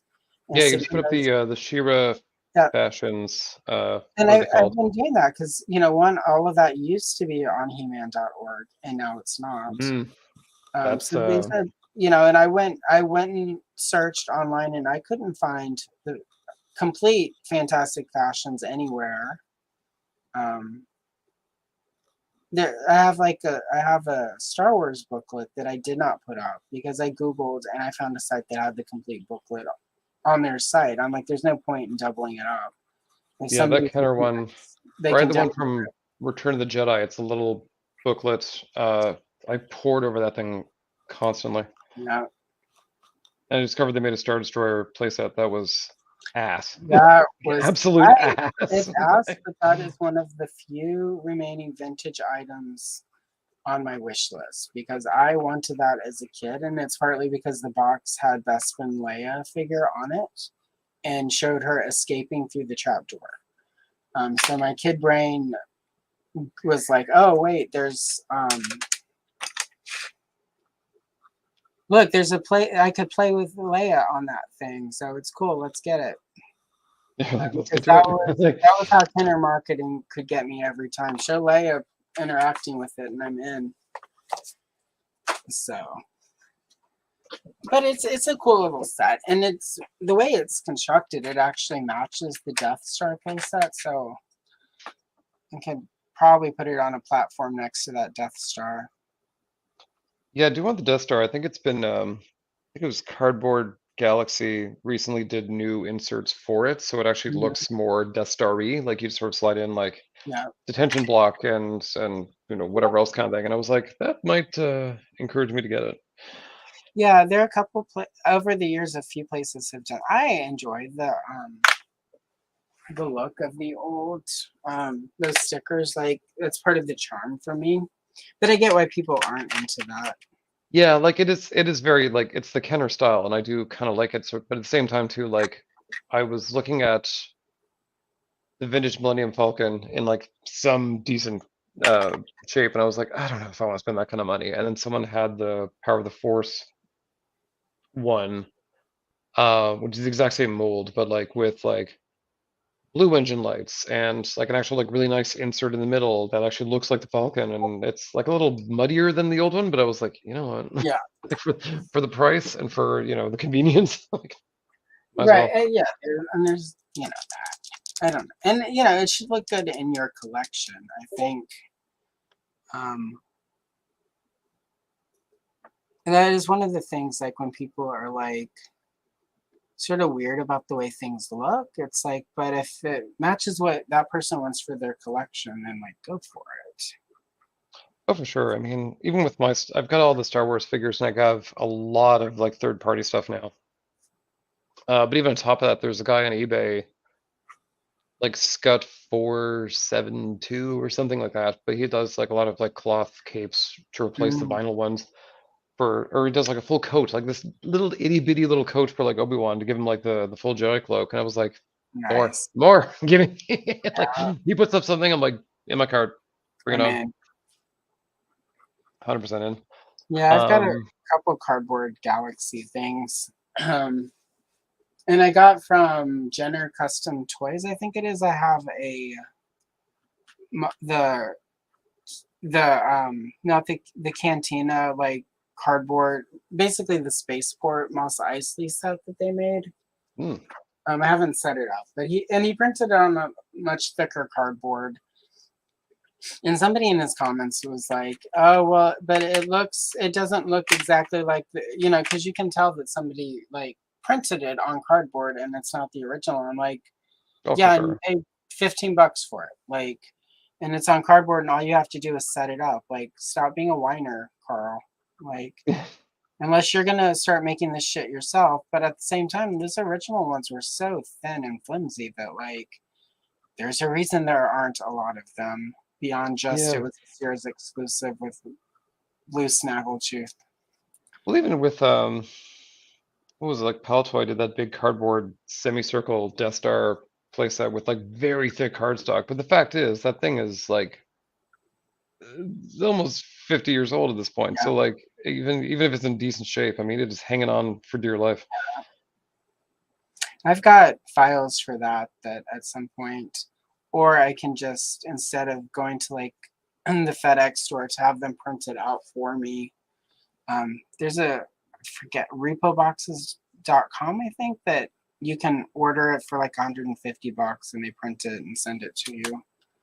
That's so I might do that at some point. I just, I need to wait until we're in a slightly bigger place. The cat killed our television the other night, so the big TV in the living room is gone. So I now know where my Eternia is going to go when it arrives in February.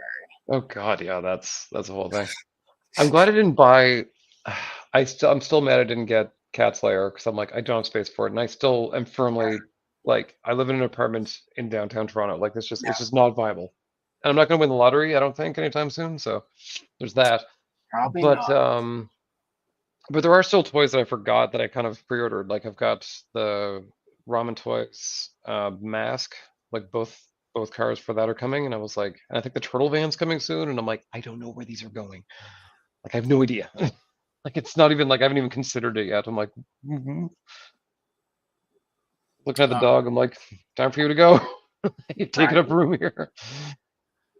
All right. Oh my goodness. Okay. Well, I've lost track of time. So, but I'm finished. So that's what's nice. I think I'm good. And I forgot to do where's everybody at? So really quick, I'll start with you, Muriel. Oh. Yep. Yeah. Oh. Sorry, I was looking up Bucky O'Hare. Okay. And it turns out there's an awful lot of furry fan fiction. Oh yeah. For furry. Sure is. I got lost in that world for a moment. Not that I'm a furry. Not there's anything wrong with it. No.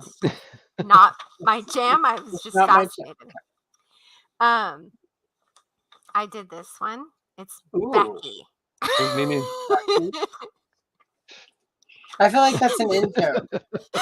I feel like this might Becky be an O'Hare. His sister, who's a skank. Becky O'Hare. That's Becky with the good hair. Yeah, right? Oh, I love a good pun. Becky. And I did her. Oh, you've been busy. Nice. Oh, you did too. I did too. Impressive. All right. And then, all right. No, sorry. And then Andrew, who picked Bucky O'Hare. How are you doing? This is my mistake. I've been doing good. I did. I forgot. I kept thinking I'm like, yeah, what's it called? Their ship, the Righteous Indignation, was very, very orange. So I have luckily quite a few oranges. So I did the bridge in very orangey colors. Nice. I like That's really good. Yeah. Thank you. I did mine in silver. I had no clue. There we go. And my hands are like cramped from so much detail. Right? So many little buttons. God. All right. Very good. And there's mine. So my ship is inaccurate because I don't know the ship. So feel free to criticize in the comments on the internet, and I have 3 fucks to give this week, so you can have 3 of them if you leave them in comments. So. First come, first serve. Yep, first come, first serve. If they're out, they're out. Who's gonna get And then I'll remind you of how you've disappointed me. All right. So it's been a little over 2 hours. How time flies when we get to gabbing. But and I just heard the song of the unfeeded, the banshee. So it's about ran past. Yeah. Yeah, it did. It went really. Oh my goodness. Anyway. Yeah, I've got the dog right beside me waiting for food, so it is perfect timing. All right. So really quick, Andrew, where can the people find you? You can find me at Gayties Toys on Instagram, all one word, of course. And otherwise, down by your favorite dog, giving face jobs. With a periwinkle handkerchief. Damn right. Got to that apartment in Toronto somehow. And somehow elevate to a mansion. So ash, cast, or grass. Well, it's true. All right, Muriel, where can the people find you? In your heart, in your dreams. I will be there. Oh, by the way, Quip, I'm not your Muriel. Sorry to disappoint. I was kind of hoping that you could unlock some high school memory for me of a guy I dated, but alas, I never lived in Virginia, the one state. Yeah, you can't find me. What am I talking about? Until you start making YouTube videos. Yeah, you can't find me. Then we'll get to that. Yeah, this is the pilot season. Yeah. Exactly. That's all. At some point, we'll be able to find Muriel both on our Wonder Woman podcast / channel thingy, and allegedly perhaps on Book Talk or some such. So. Something like that. Not talk, tube. I can't do talk. Oh Those yeah, people that's are right. Crazy. Well, you're not Steven. white enough to be on Book Talk. I'm not white enough, and I'm not. You don't have they're bad like- enough taste. Dead inside Right. enough. Yeah, they're like going after you. I could talk about the problems with that, but no, BookTube. Yeah, BookTube. Yeah, my bad. Nobody should have to go on Book Talk. I went once, and there's not a shot for that. It's like just when Colleen Hoover stands. That's all. what is it about? Like, yeah. Anyway. Yeah. All right. Right. Anyway. Yeah. Yeah. All right. That's And it. then, we don't need that one. Let's go to. Hooray! It's 4 of us again. All right. So yeah, that's our show today. But wait, next where can we find you, Allison? Oh yeah, that's a good point. I was gonna kind of Here. get to that. So tomorrow I have a premiere at 5:30 p.m. Pacific Standard Time. I'll be in the chat live. It's a longer coloring video. It's 16 minutes. Still sped up, but not obviously. I'm not gonna drop a 3-hour video unless it's live like this. It's more evil. Another page of Evelyn. So join me for that. I talk about my Evelyn childhood headcanon a little bit in the voiceover. And then it's music by my friend Andy, who graciously has given me music to use for free. And then daily shorts, of course. I may have a video drop next weekend, but not for sure. So we're not going to talk about it until it's a for sure thing. Next Sunday, instead of a live stream, because it is a holiday weekend, I have a pre-recorded color along with Payne of Payne's Toy Samples. We're going to color G.I. Joe. I will be in the live chat for that, but it won't be a live stream like this. But it's set up like this because we filmed it like this. But he just has some scheduling stuff that one of these time frames didn't work for him. So we did it in a way that worked for him because, it's good to have an episode banked here and there. And also keep your eyes open. I am practicing. I'm trying out some new layout stuff. So I may just randomly be live streaming throughout the week, coloring various things as I figure out my setup. So it may be a hot mess. It may be a train wreck. But, if you see me live, jump in. We'll chat. Let's see. Oh, wait. Black Phoenix says, you can find Muriel in the smile of every baby and the laughter of every child. Thanks. Yeah. Thank you. Not inaccurate fake news, but beautiful. It'd be Sounds your like own jealousy to me. people. It'd be your own people. You can find her waiting to smack you in the face every time you pop off, but also in the smile of children and babies. She's equal opportunity. All right. Thanos, thank you. It was lovely to have you. I appreciate you, sir. A Cobb, etc. Yes. And of course, everyone's favorite, Black Phoenix, because once you go Black Phoenix, you can't go dark. Wait, that's how it goes, right? Very similar, to be honest. Sure. Anyway, so yeah. So anyway, thank you everyone for coming. Well, hopefully you came, and if not, find a new partner, or get better with your hands. So anyway, but I may trim that out later, but whatever. Anyway, Allison, I'm Allison Choi. This is Retro Toy Princess, and we're out or something. Goodbye.